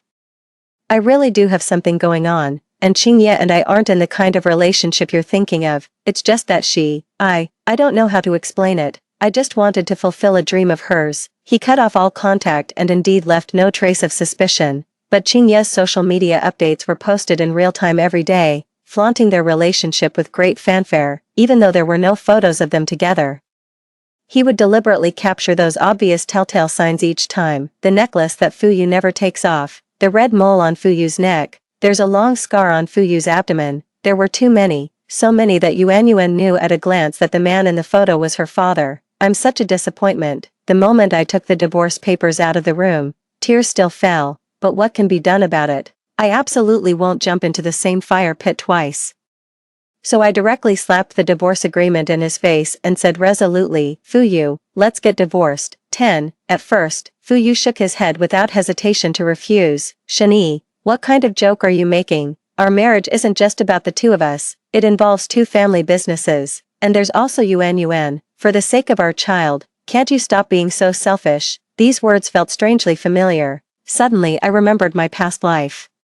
When he told me to give up searching for our daughter, I refused, and he called me selfish, and when I didn't want him to look for Qingye, he still called me selfish. How ridiculous, whether for my own sake or for our daughters. I don't believe maintaining a marriage with a man who constantly cheats would be fair to anyone. At the very least, the fault lies with you, not me. It's Fuyu, who proposed to me first. Yet his heart belongs to someone else. It's Fuyu, whose biological daughter disappeared, yet he's still thinking about his white moonlight. It's still Fuyu, even after rebirth. His first choice remains Qingye. I've already signed the divorce papers. Since he was at fault, the reasonable benefits I fought for don't make me greedy. After all, these are for my daughter. Fuyu, if you have any dignity left, stop clinging. Divorce would be best for both of us. Fuyu held the divorce papers, his eyes seemingly wounded. Though I wished I'd misread them, he said, Shani, after all these years together, can you really just walk away with a divorce? I echoed his words, retorting, Fuyu, after all these years together, was there ever a moment when your heart didn't belong to another woman? He fell silent. In the end, Fuyu signed that document. Those photos in the social circle were irrefutable evidence.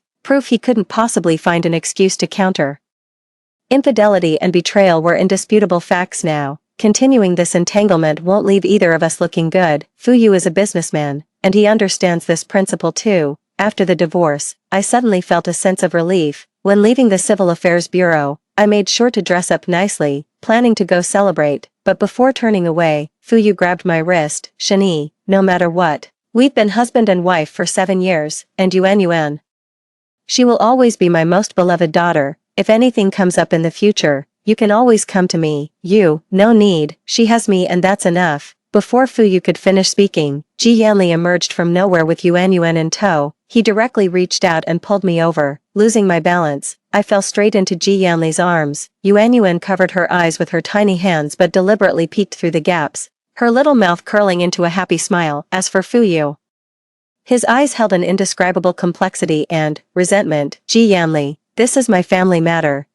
What constitutes a family matter? Ji Yanli directly interrupted Fuyu's words, unhesitatingly confronting him. Is it abandoning your wife and daughter domestically while traveling abroad with another woman, or being invisible when your wife and daughter need you? If this is what you call family matters, then sorry. As an outsider, I fucking despise this behavior of yours. With that, Ji Yanli threw a punch straight to his face. 11. Ji Yanli, are you crazy? Why did you hit him? While applying medicine to his wounds, I scolded him. The punch thrown at the entrance of the Civil Affairs Bureau left Fuyu stunned for just a moment before he swung back. Both had trained in boxing since childhood. Every strike landed with brutal precision. Holding my daughter, I simply couldn't intervene. I could only watch as the two of them came to blows, exchanging punches and slaps until both were covered in blood staining their clothes. When the staff at the Civil Affairs Bureau noticed, they quickly sent people to break up the fight, only to get accidentally injured themselves. In the end, both were hauled off to the police station. With no other choice, I had to quickly bail Ji Yanli out.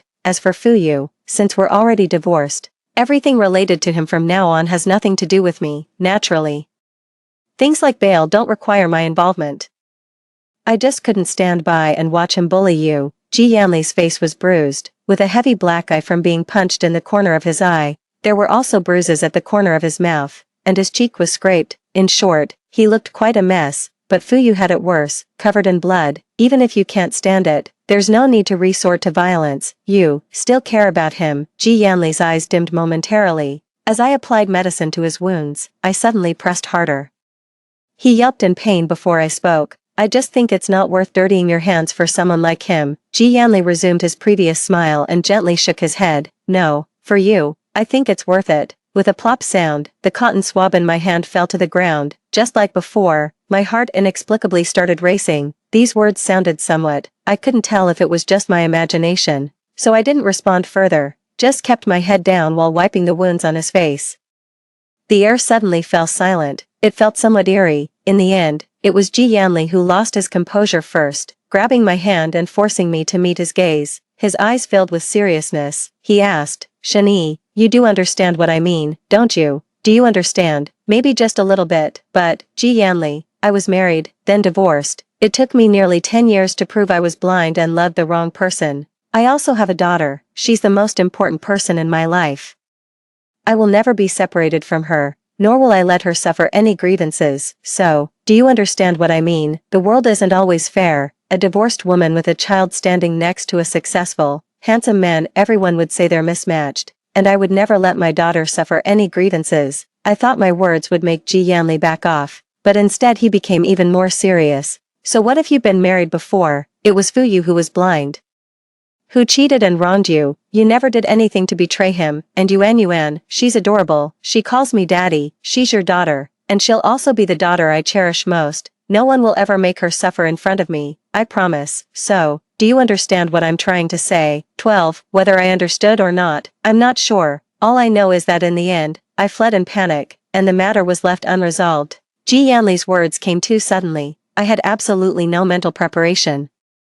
So of course I couldn't give an immediate answer. He was well aware of it, so he didn't come looking for me again in the following week. It gave me time to think. As for Fu Yu, after divorcing me, he officially announced his relationship with Qingye. The two openly flaunted their affection on social media. Qingye, who had previously only pretended to unintentionally post those photos, now went all out by directly sending me various pictures privately, along with all sorts of warnings.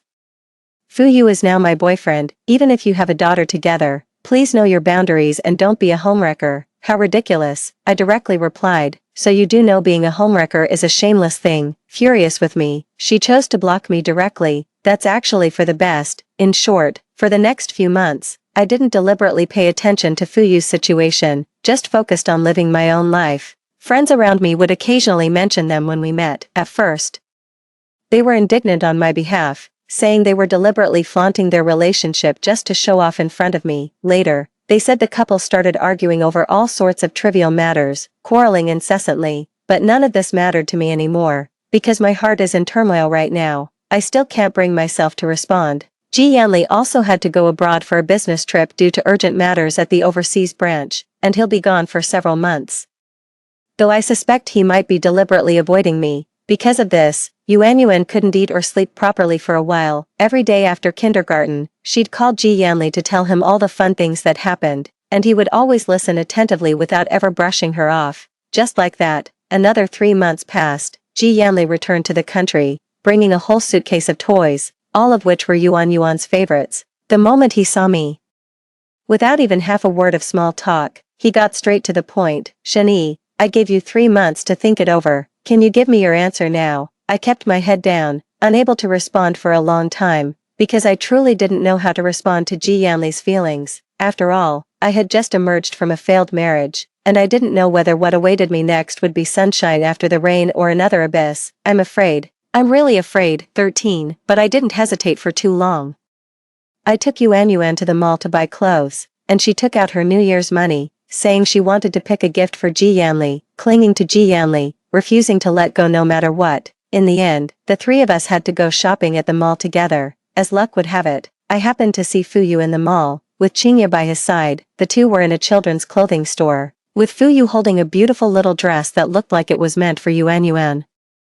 Qingye's face looked very unpleasant. She snatched the dress from Fu Yu's hands and threw it violently to the ground. Even though they were several shops away, I could still clearly hear their conversation. Fu Yu, get this straight. You and Shani are already divorced. The child is with her too. There's no need for you to buy clothes for Fu Yuan every time we go shopping together. Qingye was furious, her beautiful face contorted with anger.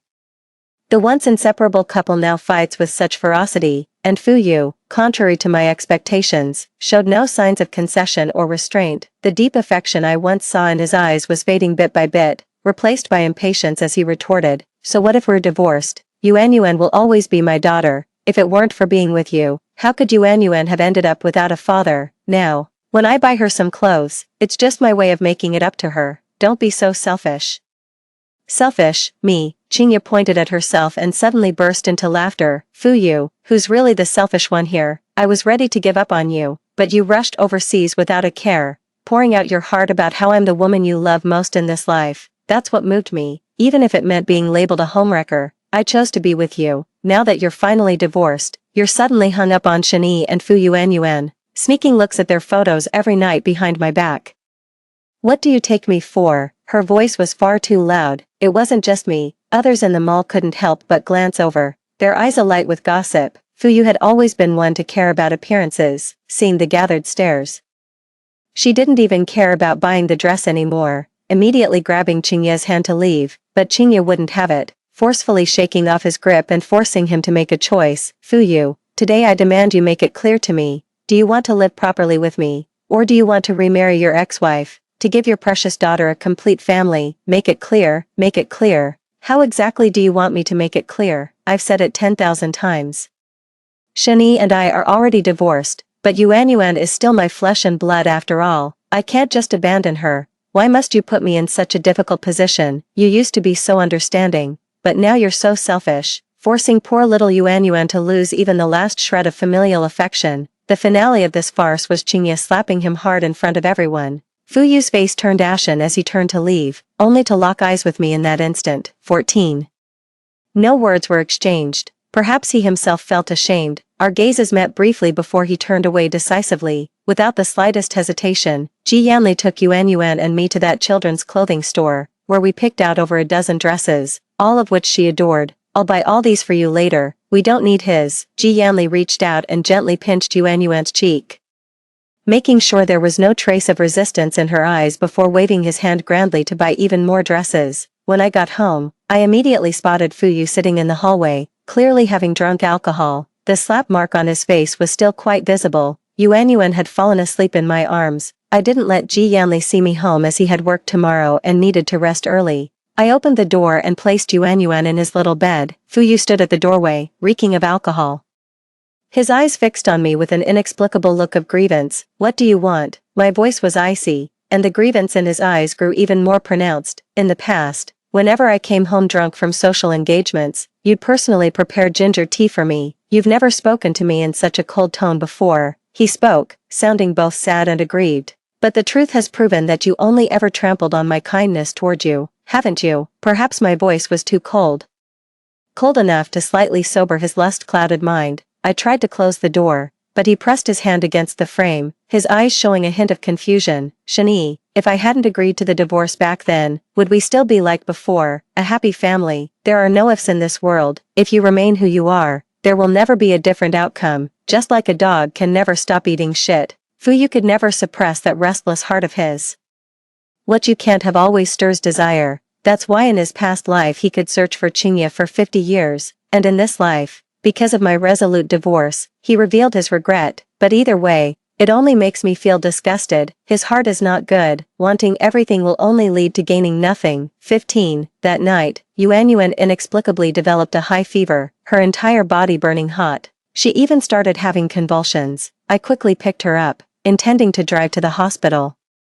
But at the entrance of the neighborhood, I saw Ji Yanli sitting by the flower bed, lost in thought. He noticed me too, along with the unconscious Yuan. I was so nervous that my hands were shaking uncontrollably, making it impossible to drive properly. It's okay, it's normal for children to have fevers. I'll take her to the hospital right now. Don't be nervous, and don't cry. Yuan will definitely be fine. Ji Yanli comforted me while quickly driving to the hospital. Fortunately, Yuan's health is fine. It was just a severe viral infection that requires careful attention afterward. After hearing the doctor's explanation, I finally let out a long sigh of relief. Throughout the night, Ji Yanli was busy taking care of everything. He soothed Yuan to sleep, then had me rest on the adjacent hospital bed while he watched over the child all night. We had agreed to take shifts, but by the time I woke up, it was already broad daylight.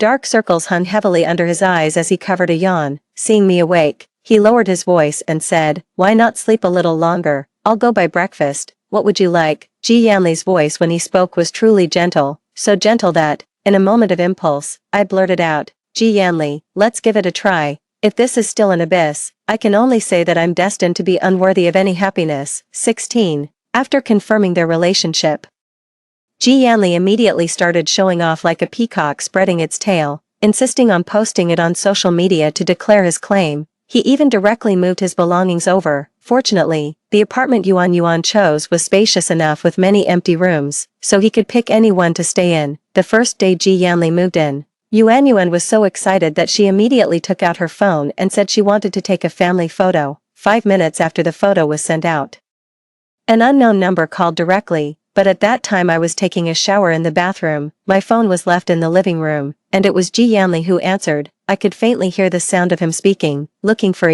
she's taking a shower and is too tired. Please call back tomorrow. She is indeed exhausted. Yuan is full of energy and kept me playing all day. My bones are about to fall apart. After the shower, Ji Yanli handed me the phone with a sour expression. It's from him. Oh.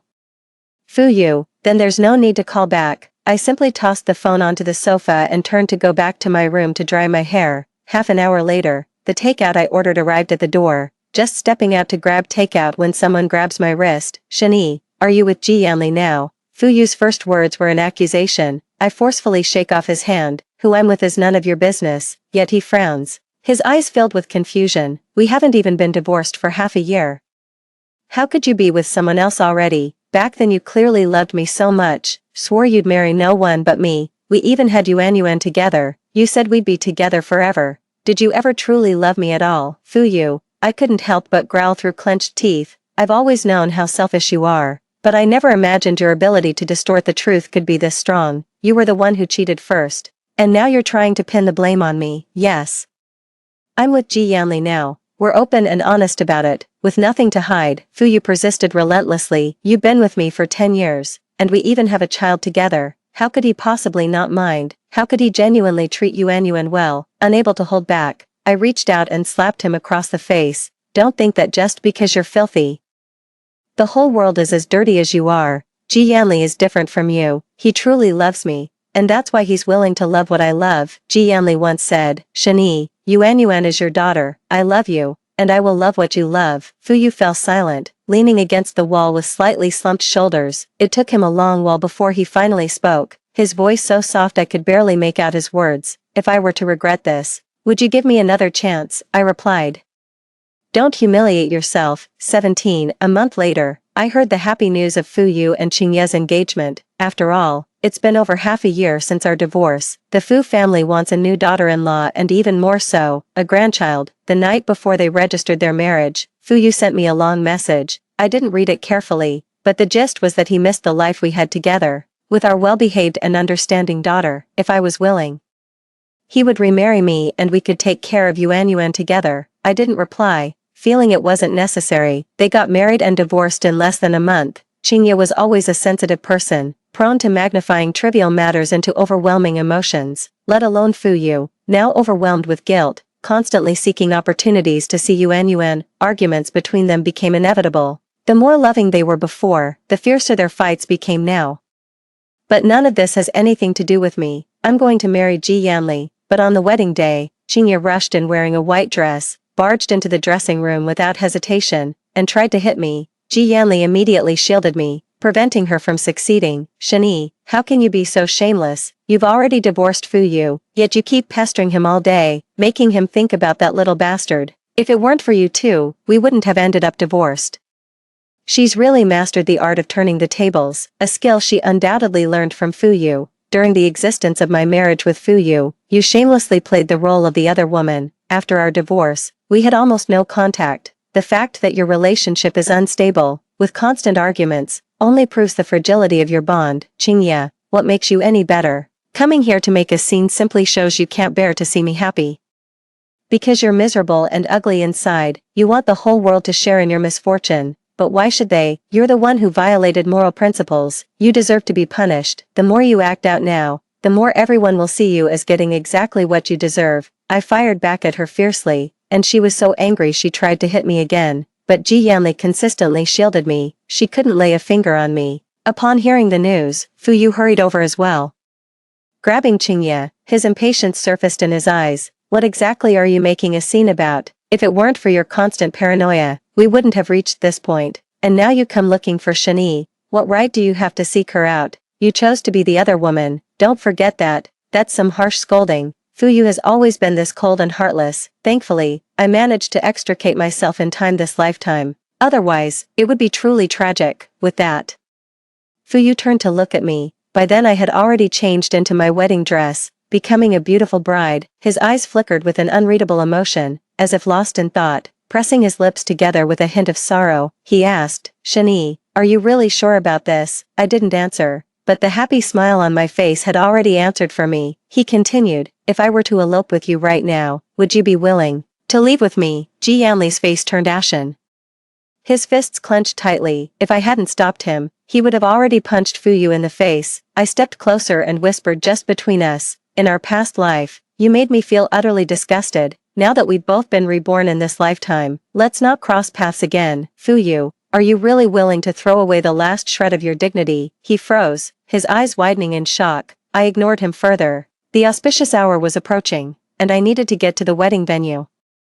Thus, I didn't know that after hearing my words, Ji Yanli became utterly distraught and walked out of the hotel as if he'd lost his soul. However, Jingya hadn't left. Instead, she unleashed her pent-up grievances, throwing punch after punch at him. The two of them tangled together, fighting and scuffling. By the roadside, someone lost their footing and both tumbled down the steps. An off-road vehicle sped past. However, I don't know any of this yet. Now I'm feeling a bit nervous. The gate opened, and I saw Ji Yanli standing at the end of the long corridor, smiling at me. My daughter was dressed as a little flower girl, holding my hand. She led me step by step toward Ji Yanli, toward true happiness. Fu Yuanyuan side story. What if I told you I was reborn, just like in those TV dramas? Wouldn't that be a shocking thing to hear? That high fever made me remember many things, though I was 5 years old. I carried memories of being 16, as for why it was 16, because in my past life, I only lived that long. Looking back now, that damned human trafficker sold me to a childless couple. Within a year they conceived their own child, then discarded me for not being their biological offspring. I don't remember the specific details clearly. Anyway, I was sold again, sold repeatedly several times, whether it was deliberately breaking my arms and legs to make me beg on the streets. Yet he watched coldly, as if looking at a clown. I feel really terrible. I remember where home is.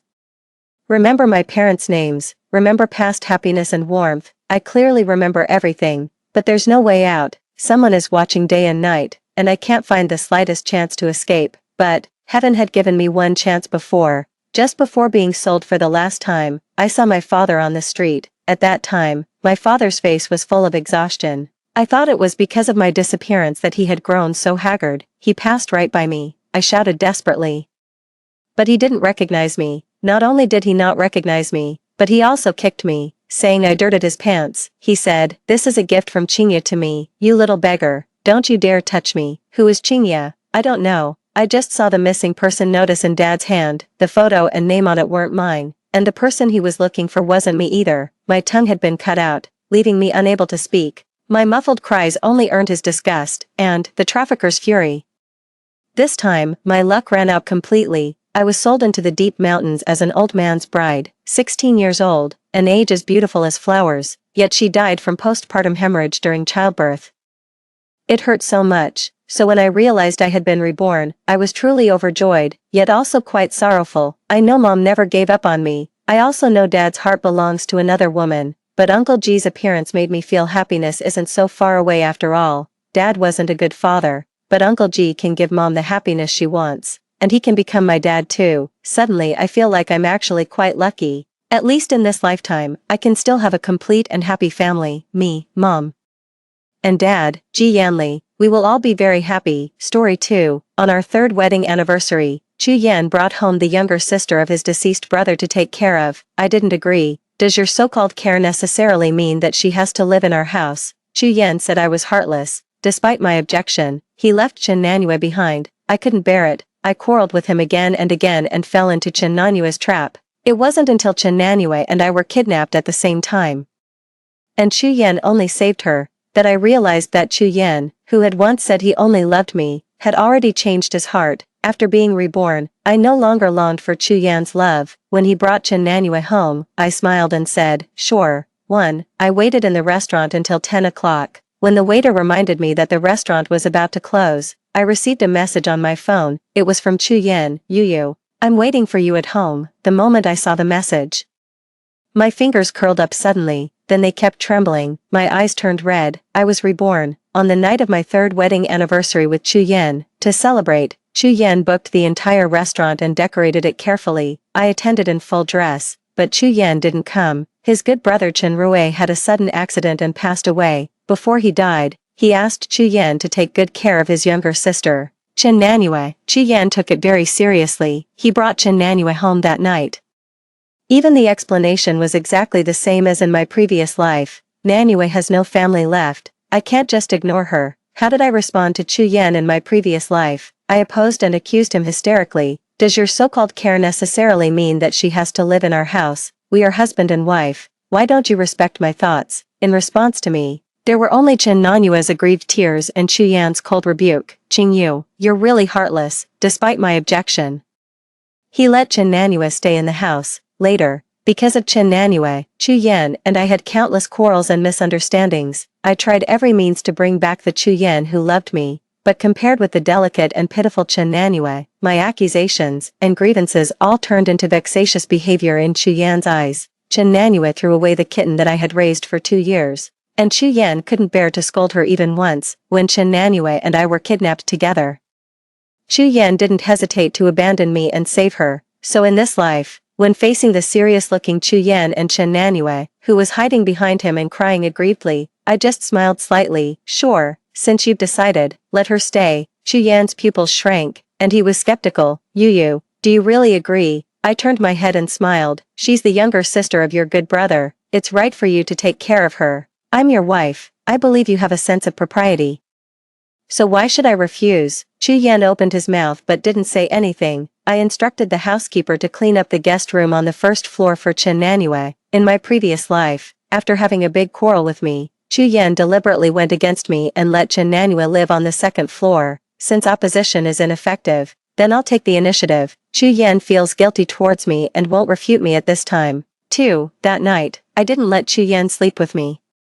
He thought I was throwing a tantrum and said some harsh words. Only after hearing my coughing did he remember the fact that I had sat alone in the cold wind of the open-air restaurant for a whole night. Then, feeling guilty, he instructed the housekeeper to prepare cold medicine for me. He promised repeatedly that he wouldn't stand me up again in the future. I responded listlessly with an "Hum." Chu Yan's movements were stiff, but he didn't say anything more. After tucking the quilt in for me, he tiptoed to the guest room next door. Finally, there was peace. I turned over. The next second, I hugged Xiaoguai and fell asleep. It wasn't because of the cold, it was because before I died in my previous life, I was tied up in a cold factory building for a full 2 days. I didn't dare to sleep or cry. My nerves had been tense for too long, and I couldn't take it anymore, so I slept especially soundly this time. I didn't wake up until almost noon the next day.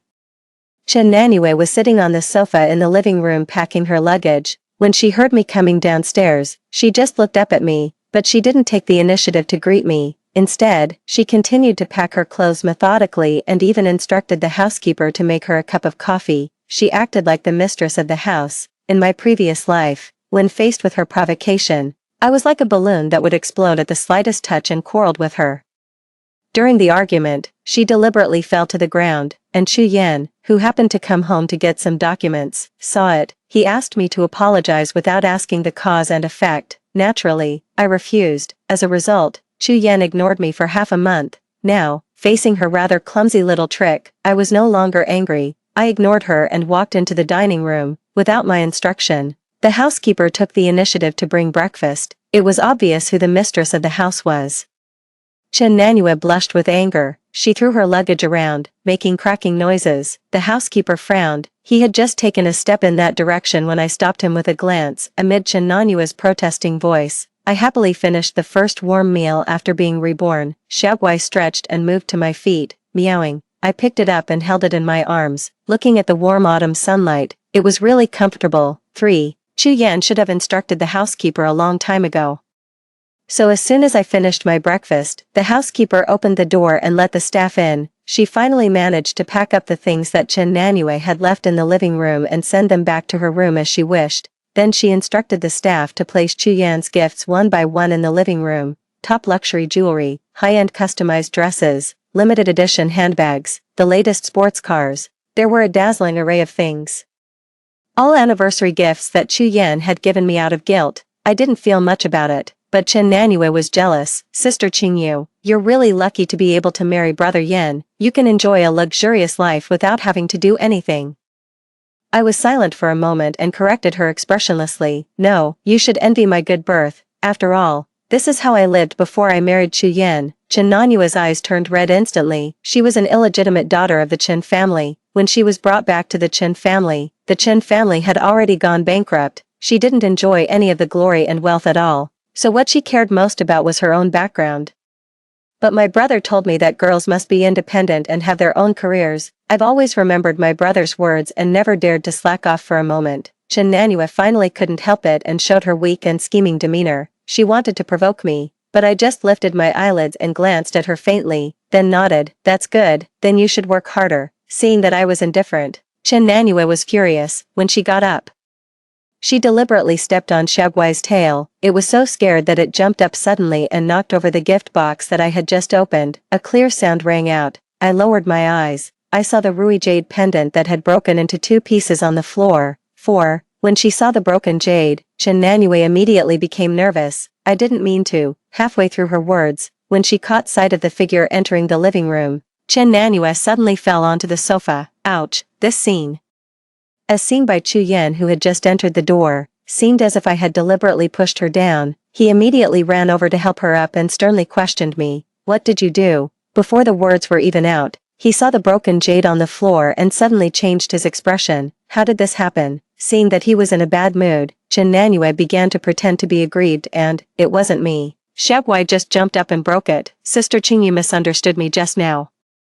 Her eyes were wet. She seemed aggrieved, but in fact, there was all sorts of calculation in them. Why don't I compensate Sister Qingyu with a piece of jade? My brother left me some money, and I should be able to afford it. But Chen Nanua didn't know that this ruby jade pendant wasn't bought. It was carved by Chu Yan himself. In the first year of our marriage, Chu Yan had a car accident by accident. He stayed in the ICU for a whole week, after all medical means were used.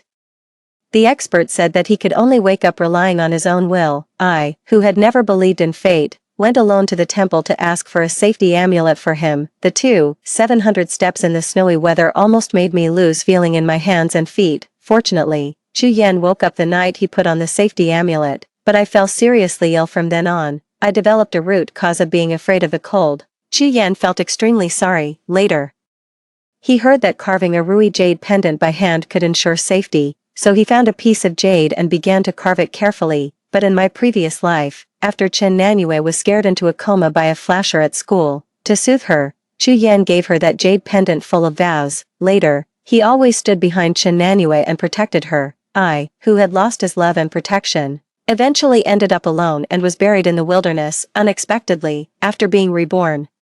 Chu Yan actually gave me the ruby jade pendant in advance out of guilt. Unfortunately, it broke before I could even touch it. It was as if it was destined by heaven. Chu Yan and I could only stand at both ends of the balance. We couldn't be together. 5. Amid Chen Nanua's continuous explanations, Chu Yan silently picked up the broken jade. After looking at it in the palm of his hand for a while, he instructed Chen Nanua to go back to her room first. I knew that he didn't intend to pursue the matter. Forget it. If it's broken, it's broken. I'll carve another one for you. I'll use a piece of jade with a better texture than this one. Okay. His overly indifferent tone made me show an incredulous expression. Chu Yan, this was carved by you for me. It was Chen Nanua who broke it. How can you say something like, if it's broken, it's broken? He frowned slightly and said helplessly, Yu. She just lost her family member and lacks a sense of security. Can't you be more understanding? Then who will understand me? My chest heaved violently, my breathing became uncontrollably rapid. Chu Yan, you said that you carved the jade pendant for me to ensure my safety. I've been waiting for 2 years. How much longer do you want me to wait? Chen Nanua was brought back by you. You believe everything she says, and you feel sorry for her even if she gets a little hurt, but she's just your brother's sister. I'm your wife. Why do you always wrong me and forgive her? What did I do wrong that deserves you treating me like this? Chu Yan, the jade is broken. It can't protect me anymore. Can I still believe in you and rely on you? After the words fell, my eyes were already filled with tears. An expression of endless regret flashed across Chu Yan's face. He hugged me tightly and coaxed me in a low voice. Of course you can believe in me. I'll always protect you. You know how much I love you. In Chu Yan's arms, I gradually opened my eyes. My breathing calmed down, and my tears had dried up. I met Chen Nanua's vicious and jealous gaze in the distance. I curled my lips slightly. Chu Yan used to love me, but after Chen Nanua appeared, that love gradually changed. In the past, I always couldn't figure out why Chu Yan would change his heart. Now I don't want to pursue it anymore. A man who has changed his heart, even if it's just a little bit, will be like a rotten apple inside. In the end, he will be extremely ugly. I will abandon Chu Yan when he loves me the most and feels the most guilty towards me. Everything that Chen Nanua has tried so hard to get will be destroyed by me. neither the scumbag nor the mistress deserves to be forgiven. 6. Out of guilt. Chu Yan has been treating me very well recently. He has shown meticulous care and protection, as if we were back in the period of our passionate love. But this kind of intimacy will automatically give way when Chen Nanyue appears. At lunch, Chen Nanyue held a few grains of rice and hesitated to speak. I pretended not to see it, but Chu Yan couldn't help but feel sorry for her. What's wrong? Chen Nanyue was like a little rabbit. After taking a look at me, she retracted her neck and shook her head vigorously. It's nothing. As if I had bullied her. Chu Yan looked unhappy. Just say it if you have something to say, you don't have to worry about it. Only then did Chen Nanyue put down her chopsticks and look at Chu Yan expectantly. Brother Yan, I'm going to participate in a competition next month, so I brought the easel back and will practice painting hard every day, but the room on the first floor is too cold. My hands are so frozen that I can't hold the paintbrush properly. My hand that was picking up food froze. It turned out that no matter what I did, important things would still happen. The room where Chen Nanyue was on the first floor faced north. It was indeed not as warm as the second floor in autumn and winter, but there were only 3 rooms on the second floor, the master bedroom, the study, and the lounge exclusive to me. I'm afraid of the cold. Chu Yan specially left that room for me. Inside, there was a customized sofa for me, a large screen, Xiaoguai's cat climbing frame, a toy box, and a jewelry display cabinet covering the whole wall. If Chen Nanyue lived on the second floor, I would have to make room. I didn't respond. Chu Yan hesitated for a long time. I'll ask the housekeeper to add a heater for you. I've tried both the heater and the air conditioner. They will make the room too dry, and the paint will dry up. Seeing that Chu Yan was still hesitating, Chen Nanyue lowered her head again. Brother Yan, I'd better move back to the dormitory. The art studio at school is big and has a constant temperature system. I don't want to trouble you and Sister Qingyu. These words completely reminded Chu Yan of his promise to his deceased brother. He put down his chopsticks, sat up straight, and looked at me. Yu, give up the lounge. After this winter passes, I'll have someone lay floor heating in Nanyue's room and then let her move back. I was a bit dazed, but Chu Yan, I'm also afraid of the cold. Chu Yan frowned and looked somewhat impatient. It's just for one winter, you can endure it. When you're cold, you can go to the greenhouse on the 3rd floor or bask in the sun on the balcony of the bedroom. Chen Rui said that Nanyue was bullied at school, and I can't let her go back to school, although I had already guessed that he would do this, but when it actually happened, I still felt disgusted and uncomfortable. Chu Yan already had Chen Nanyue in his heart and eyes. He didn't care at all that I would also be cold and get sick. I took a deep breath and tried my best to soften my voice. Okay. Then move. 7. Chen Nanyue doesn't like small animals. In my previous life, not long after she moved into the 2nd floor, she deliberately opened the window and let Xiaoguai go. She pretended not to know about it all day long. It wasn't until I got home at night and couldn't find Xiaoguai that I checked the surveillance and found that it had entered Chen Nanyue's room and never came out again. Only after I questioned her repeatedly did Chen Nanyue cry and say sorry. I just accidentally didn't close the window. I didn't expect it to get lost. I didn't have time to pay attention to Chen Nanyue and immediately went out to look for the cat. Chu Yan accompanied me to look for it all night. It wasn't until early the next morning that we found its cold body on the road next to the villa area. After returning to the villa, I beat and scolded Chen Nanyue like crazy. She hid behind Chu Yan, crying pitifully. Chu Yan started to protect her. Later, he pushed me away impatiently. Enough, the cat is already dead. It's no use beating and scolding her anymore. I looked at Chu Yan in disbelief. I couldn't understand how he could say such cold words when he had raised Xiaoguai with me for 2 years, but he didn't blame Chen Nanyue at all. Only now did I realize that since he didn't even care about me, how could he care about a cat? I didn't dare to take the risk. So that afternoon, I sent Xiaoguai to Qingfan's house. Qingfan is my parents' adopted son. Now he is the person in charge of the Qing Corporation. When I showed up carrying 2 big bags of pet supplies, he looked worried. Did you two have a fight? Even if you had a fight, it shouldn't be you who runs away from home, right? I sighed. We didn't have a fight, but I'm going to get a divorce. 8. Did Chu Yan hit you? Qingfan suddenly raised his voice, scaring Xiaoguai, which had just poked its head out, back into the carrier. No, brother. While soothing Xiaoguai, I briefly told him the key points about Chen Nanyue. I was definitely going to get a divorce. It's just that there are many interests involved between the Qing and Chu companies, and getting a divorce is not an easy thing. Since I was reborn, I have been preparing the procedures and documents for the divorce, trying my best to minimize the losses to the Qing Corporation. I came to see Qingfan today to ask him to be prepared in advance. After listening to me, Ching Fan's face turned cold. You don't have to wrong yourself for the company. I'll back you up, get a divorce, and do it as soon as possible. Looking at Ching Fan's cold and stern side profile, I felt a complex mix of emotions in my heart. Suddenly, I hugged his arm. Thank you, brother. Ching Fan stiffened for a moment, and then he smiled and patted my head. There's no need to thank me. Leaning against Ching Fan's shoulder, I wiped away my tears when he couldn't see. In my previous life, after I was kidnapped, Chu Yan refused to save me. Nanue only has me. You still have Ching Fan, and he will save you. But Ching Fan had a car accident on the way to save me. I watched helplessly as his car fell off a cliff, and his life or death was unknown. At that moment, my remaining will to live was shattered. Even when the dagger pierced my chest, I didn't feel any pain. Since God has given me a chance to start over, I will never let the old things happen again. I not only want to save myself, I also want to save Ching Fan. 9. A month later, Chen Nanua's painting won an award. She gave the painting to Chu Yan. She also asked him to hang it in the study so that he could see her achievement every day. Chu Yan looked at her with doting eyes and readily agreed. A week later, when Chen Nanue came back with the painting, I was just about to go out. When we passed each other on the stairs, she suddenly spoke.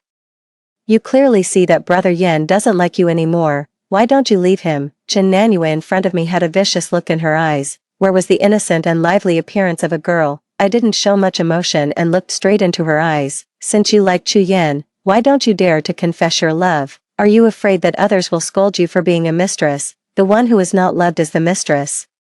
Chen Nanue rolled her eyes recklessly and provocatively glanced at my belly. You can't have children anymore. Brother Yan won't be with you for the rest of his life. You'd better leave voluntarily and don't be so oblivious and annoying. My eyes darkened. I did leave a root cause of illness when I went to ask for a safety amulet for Chu Yan that winter. The doctor said that my body had been affected by the cold and needed to be well nourished, otherwise it would be difficult to conceive.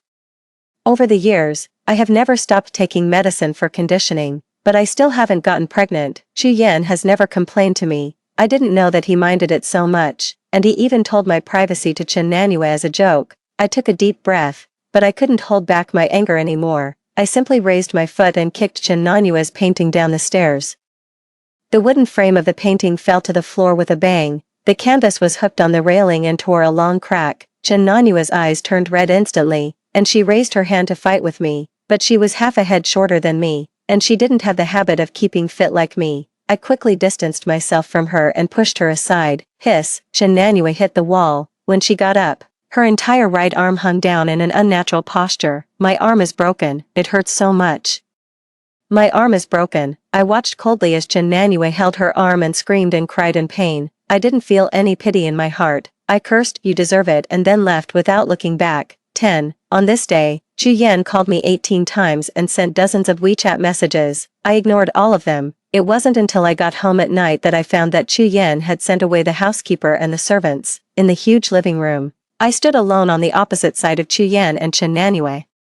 His eyes were filled with anger, and his voice was low. You apologize to Nanue. I sneered and asked him, what should I apologize for? Chu Yan frowned and stepped forward, pointing at Chen Nanue on the sofa whose eyes were already red from crying, and he was extremely angry. You destroyed her painting and pushed her down, hurting her arm. Don't you think you should apologize? I was neither humble nor overbearing. You believe everything she says. Have you watched the surveillance video?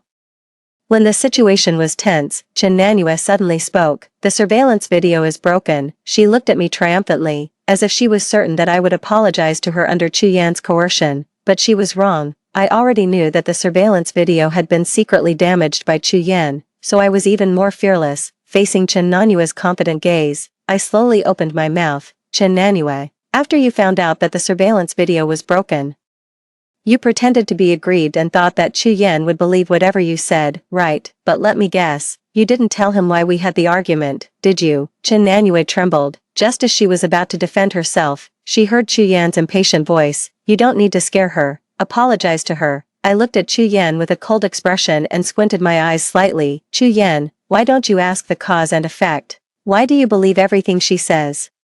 She provoked me first. You should ask her properly. Chu Yan raised his voice, his eyes full of disbelief. Qingyu, do you mean to say that she deliberately provoked you, so she deserved to get hurt? Open your eyes and look. That was the painting she stayed up all night to paint for a whole month. She wouldn't throw it away. She's a painter. How could she risk her future and dislocate her entire arm? You made her get hurt. Is it so difficult for you to apologize voluntarily? I took a deep breath and stared at Chu Yan, enunciating each word clearly. Then, is it my fault that I froze for several hours in the snowy weather to save you and almost lost my ability to have children? 11. Chu Yan's face turned pale. What did you say? I exhaled and pointed at Chen Nanue on the sofa with a wronged expression. Chu Yan, she said that you don't love me anymore. She said that I can't have children. And it's shameless for me to stay by your side, but this is my privacy. If you didn't tell her yourself, how could she know? A look of regret and uneasiness flashed in Chu Yan's eyes. He didn't dare to look me in the eye. He just hung his head and lowered his voice. Yu, it's my fault. I'm sorry. After a long silence, Chu Yan raised his head again. But one thing is one thing. I apologize to you, and you should also apologize to Nanue. After all, you hurt her more deeply and almost ruined her future. What Chu Yan wanted to say was, Chen Nanue just told the truth. But I almost made her unable to hold a paintbrush again. How ridiculous. He was my husband, but he didn't care about my situation at all and didn't care that the gossip would hurt me. Chen Nanue had already filled his heart completely, making him betray me and hurt me as a matter of course. Fortunately, I don't love Chu Yan anymore. I don't feel any pain at all, just nausea. Looking at his righteous accusation, I didn't hesitate to take out the documents and throw them on the table. Stop explaining, Chu Yan. You might as well just say straightforwardly that you don't love me anymore. Since you don't love me, there's no need for us to be tied together. We're getting a divorce. Looking at the cold words, divorce agreement on the cover of the document, Chu Yan's face changed. Qingyu, if you have any doubts, I can explain, but I didn't cheat. I won't agree to the divorce. I tilted my head slightly and looked at Chu Yan, who was suppressing his anger and pretending to be calm. Suddenly, I laughed, then asked Chen Nanue to move out and swear that you will never see her again in this life. Can you do it? What on earth are you making a fuss about? You know that Chen Rue is my best brother. How can I let down his entrustment? Is it just because of Chen Rue? Chu Yan seemed to deflate suddenly. His eyes dodged. He wanted to explain but didn't know how to start. This scene made me feel extremely ironic. Stop deceiving yourself, Chu Yan. It's already unclear why you let a girl who has no blood relationship with you and no proper status live in your house. This is a modern society. You can't think of controlling two women at the same time. I don't want to be humiliated with you anymore. You have no choice. I must get a divorce. 12. That night, I left the divorce agreement and left. In the following week, Chu Yan didn't send me any messages.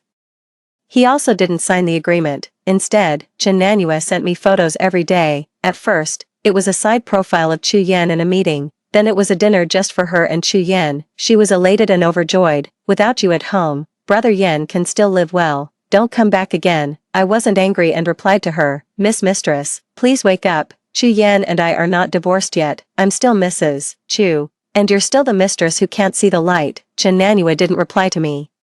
That night, she sent me another photo. It was a photo of Chu Yan's chest covered with hickey marks on the bed in the master bedroom. You won't be Mrs. Chu soon. I didn't reply. I sent this photo together with the video I had saved before to Chu Yan. That video was taken on the night I went on vacation in Haicheng. Chu Yan was drunk and pressed Chen Nanue against the sofa and kissed her deeply. He thought that by deleting the video and destroying the monitoring device after he sobered up, he could completely destroy the evidence and hide this matter. But he didn't know that after I was reborn, I made a real-time backup of the home surveillance video. I know everything clearly about what Chu Yan and Chen Nanue did at home. 13.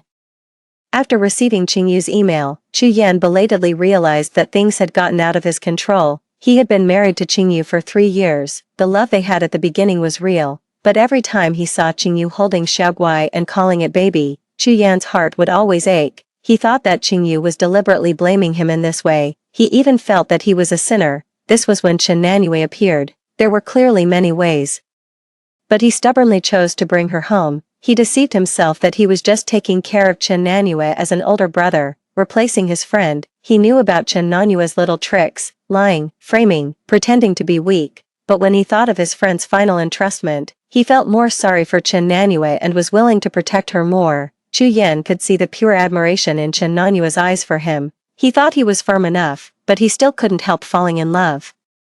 He was scared and turned off the home video, trying to soothe his restless heart because of his infidelity in this way. But after seeing Qingyu's email, he realized his stupidity. Qingyu had already discovered it. But she endured it and didn't want to have a falling out with him. If it weren't for Chen Nanyue's deliberate provocation, maybe Qingyu wouldn't have erupted at all. This marriage could still be maintained. It was all Chen Nanyue's fault. Chu Yan regretted it and thought that if he had been more careful, if he had restricted Chen Nanyue more, it would have been better. But why? Qingyu, who climbed the mountain in the snowy weather to ask for a safety amulet for him, just because of this little problem, she suddenly didn't love him anymore. It must be that Qingyu had also changed her heart, so the divorce wasn't his fault alone. 14. Chu Yan asked me to meet him in a coffee shop not far from the Qing Corporation building. When he saw me, he was a little nervous and quickly avoided my gaze. I'm sorry, I didn't say anything and waited for him to continue. After a long time, he raised his head and looked at me nervously. I will ask Nanyue to move out of the house. She is Chenrui's only relative. I will give her a sum of money to ensure that she has no worries for the rest of her life. I promise that I will never contact her again. If I do this, can you forgive me? I suddenly understood that it was not surprising at all that Chu Yan would like Chen Nanyue. They both had the same strange way of thinking, and they were incredibly stupid. I sighed and my gaze fell on the wedding ring on his left ring finger. Chu Yan, do you still remember your wedding vows? Chu Yan was stunned for a moment and tugged at his tie irritably. Chu Yan and I had a free love relationship. At the wedding, he made a promise to stay together for a lifetime and never betray. Now he had broken it with his own hands. Chu Yan, you can't tolerate any flaws. You wouldn't buy a rotten apple. If I had betrayed you first, you would have abandoned me long ago. Chu Yan's breath caught. Sign it as soon as possible. It's good for both you and me. Otherwise, if Chen Nanyue makes a fuss, I can't say what I will do. You're a big CEO. You can disappear with a flick of your wrist. Chen Nanyue hasn't graduated yet. And it's hard to say if she can still get her graduation certificate. I was about to leave after I finished speaking, but Chu Yan grabbed my wrist. He retracted his gaze from outside the window, and his voice was low and cold. Are you getting a divorce because of Chen Nanyue or because of him? Who? I turned around instinctively and happened to see Qing Fan pushing open the door of the coffee shop and walking towards me anxiously. It was simply ironic. I struggled to break free from his grasp.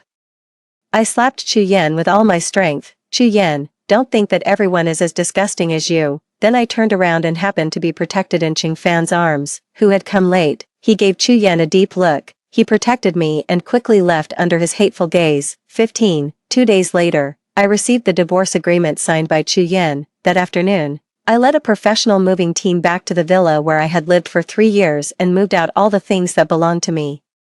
From the expensive high-end customized dresses and jewelry, to the plastic refrigerator magnets bought at a roadside stall, I would rather take them back and throw them away than leave them for Chu Yan and Chen Nanyue. Later, the housekeeper told me that when Chen Nanyue went back in the evening and saw the living room that looked as if it had been robbed, as well as the empty jewelry cabinet and wardrobe, she let out an earth-shattering scream. She felt wronged. She sat on the sofa crying, waiting for Chu Yan to come back. However, I don't know if Chu Yan did it on purpose, but he actually went on a business trip temporarily and didn't come home for a whole week. Not long after the divorce, I moved into a new home in Nanjing with Xiaoguai. When I was lying in the rocking chair with Xiaoguai in my arms, basking in the sun, Qing Fan came out of the kitchen wearing an apron. He served me a bowl of soup that had been slowly simmered over a low fire for 3 hours.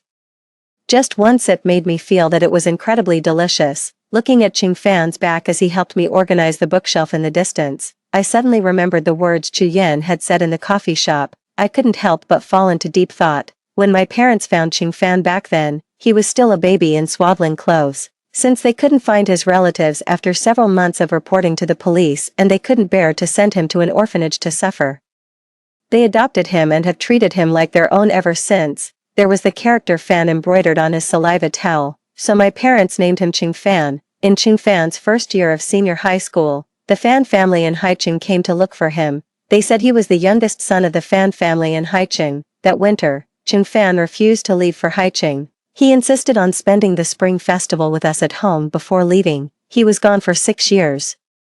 The day he came back happened to be my engagement banquet with Chu Yan. Looking at my brother whom I hadn't seen for years and who seemed a bit unfamiliar, I really wanted to hold his arm, but I didn't dare to get close. My parents had long planned to retire and travel around the world. Unfortunately, I didn't like running the company, so they had never been able to fulfill their wish. After learning that Qing Fan wouldn't leave, they completely became hands-off managers and handed over the company and me to Qing Fan. In the following years, I gradually regained the closeness I had with Ching Fan when we were children. He was very good to me, he doted on me and indulged me, and he would even risk his life for me. I had never thought that Ching Fan would have feelings for me that were different from those of a brother and sister. After all, he was the most favored youngest son of a century-old prestigious family, and there was no need for him to like me while facing all the gossip. However, those words of Chu Yan's really did make me feel troubled. After thinking for a while, I pretended to be cheerful and said, "Brother, your cooking skills are so good, it would be a pity if you don't find someone to appreciate them." Ching Fan didn't raise his head, and his voice was tired. "Didn't you just appreciate it?" "But I can't appreciate it every day. You're half a year older than me. It's time for you to find a girlfriend." Before I could finish my sentence, Ching Fan gave me a cold look. I immediately lowered my head, and my voice became softer and softer. Seeing my cowardly appearance, Ching Fan sighed. "You just ended a marriage and now you're urging me to get married, Ching Yu. Are you serious?" I pursed my lips and whispered in defense, "I just hope you can be happy." "I will be happy." From a long distance away, Ching Fan looked straight at me. "You don't need to test me. I have my own plans. I will be happy, but it's not the time yet." After saying that, he averted his gaze and turned back into the kitchen. I blinked a few times and suddenly felt a complex mix of emotions. I silently complained to Xiao Guai, "He's really hard to understand." 16. In the second month after the divorce, I had already adapted to the independent life with just me and the cat. Ching Fan would occasionally come to bring food, but he maintained a frequency that didn't disturb or interfere. It was as if nothing had happened that afternoon. In contrast, Chu Yan didn't have a good time. Since we lived in the same social circle, even if I didn't actively inquire, I could still know something about his news. After he came back from his business trip, he gave Chen Nanyue a sum of money and asked her to move out of the house. Chen Nanyue refused and threw a huge tantrum at him. Surprisingly, Chu Yan's attitude was extremely firm. It was as if the person who had once had only Chen Nanyue in his heart and eyes wasn't himself. Even after moving out of the villa, Chen Nanyue still wasn't reconciled. She waited at the gate of the villa and blocked Chu Yan at his company. She even broke into the meeting room despite being stopped, causing Chu Yan to lose a very valuable big order. When I heard this news, I suddenly felt that Chen Nanyue at this moment was like me in my previous life. Because she didn't believe that Chu Yan would change his heart, she turned herself into an angry bird and crashed headfirst into the whirlpool. She ended up being completely destroyed. It was a Pyrrhic situation. Chu Yan was equally heartless towards Chen Nanyue and didn't even give her a chance to meet him. Driven crazy, Chen Nanyue vented all her resentment on me, listening to the filthy insults on the phone. I closed my eyes. "But Chen Nanyue, did Chu Yan ever say that he loved you with his own mouth?" The cursing stopped abruptly. 2 seconds later, there was a beeping sound. I had watched the home surveillance. When facing Chen Nanyue, Chu Yan never said anything beyond the boundaries, and he never took the initiative to make a decent promise. He was like a competent manipulator, enjoying manipulating Chen Nanyue's admiration for him. It was the same with Chen Nanyue. It was also the same with me. Otherwise, Chu Yan wouldn't have brought Chen Nanyue home openly, tested me again and again, and pushed my bottom line. Chu Yan was a complete scumbag. 17. Chu Yan has come to find me recently, either through work or through friends, but I refused him every time. Until this time, I received an invitation from Chu Yan to the charity dinner of the foundation. The foundation of the Chu Corporation was established in my name by Chu Yan after he recovered from his illness. It was also a project that I had put the most effort into building after getting married, so I couldn't refuse. That night, he walked straight towards me through the crowd. When he got close, I realized that he had been tortured by Chen Nanyue and looked very haggard. Even the customized suit couldn't hide his exhaustion. He said, "Yu, I've already asked Nanyue to move out. Can you give me a chance to start over?" I didn't understand Chu Yan's way of thinking and took half a step back to create some distance. "Chu Yan, I don't like you anymore. We're already divorced. There's no point in saying these things." Chu Yan didn't agree. Just as he was about to say something, there was a commotion outside the door. It turned out to be Chen Nanyue. Since she didn't have an invitation, she got into a fight with the security guard who was blocking her. Chu Yan's face darkened instantly, and he rushed towards her. I don't know how he soothed Chen Nanyue. 10 minutes later, Chu Yan came back alone. He walked towards me again, but was stopped by the staff halfway and was told that it was time for him to go on stage and give a speech. Chu Yan asked me to wait for him, but my eyelids kept twitching, and I felt uneasy in my heart. I left the banquet hall before he finished his speech. Unexpectedly, I met Chen Nanyue in the underground garage. Her hair was disheveled. There were several footprints on the lace hem of her dress, which had been stepped on by the security guards just now. She looked like a pitiful rag doll, but it made me feel a sense of fear. Qingyu, I want you to die. As long as you die, Brother Yan will only be able to love me. She took out a knife from behind her back and pounced towards me, screaming. I turned and ran. I was shouting for help as I ran, but at a corner, I stepped on the hem of my dress, sprained my ankle, lost my balance, and fell down the stairs. The next second, Chen Nanyue caught up. I curled up into a ball, screaming. There was no expected pain. A few drops of blood dripped onto the ground beside my ear. I turned around and saw Chu Yan standing above me, blocking me. The dagger pierced through his back and came out from his chest. 18. In the emergency room, Chu Yan had a very long dream. It was as if he had been injected with the memories of himself in another parallel universe. In that world, Chu Yan completely violated his original oath. He fell in love with Chen Nanyue and betrayed Qingyu. He knew about the bad qualities in Chen Nanyue, but he indulged her blindly, making Qingyu sad again and again. When Qingyu was kidnapped, he didn't hesitate to choose to save Chen Nanyue. The reason was simple. Chen Nanyue only had him. Qingyu, on the other hand, had Qing Fan to save her. But he didn't expect that Qing Fan would have a car accident on the way to save Qingyu and fall off a cliff. The kidnappers were afraid of causing a big fuss and getting into trouble, so they killed the hostage in advance. They left Qingyu alone in the wilderness. After losing Qingyu, Chu Yan suddenly felt at a loss. He didn't seem to love Chen Nanyue that much anymore, especially after discovering that the kidnapping case was deliberately designed by Chen Nanyue and that Chen Nanyue had tampered with Qing Fan's car. Chu Yan thought Chen Nanyue was disgusting. He was like having a split personality and became the Chu Yan who only loved Qingyu again. He collected evidence and sent Chen Nanyue to prison. The day Chen Nanyue was taken away, she screamed and accused. It was you who made me like this. It was you who betrayed Qingyu. It's all your fault. Chu Yan was suddenly awakened as if he had been slapped. He belatedly realized that he was the one who started all this. Qingyu died because of his betrayal. Chu Yan couldn't accept the reality. After staying awake for 2 nights, Chu Yan swallowed a whole bottle of sleeping pills. Beep, his heart stopped beating. Beep, beep, beep, his heart started beating again. 19. Chen Nanyue was arrested on the day of the incident. Chu Yan was injured in a vital part and didn't wake up until a week later. I went to visit him in the hospital the day after Chu Yan woke up. Qing Fan went with me. When Chu Yan saw him, he frowned slightly, but his tone was calm and gentle.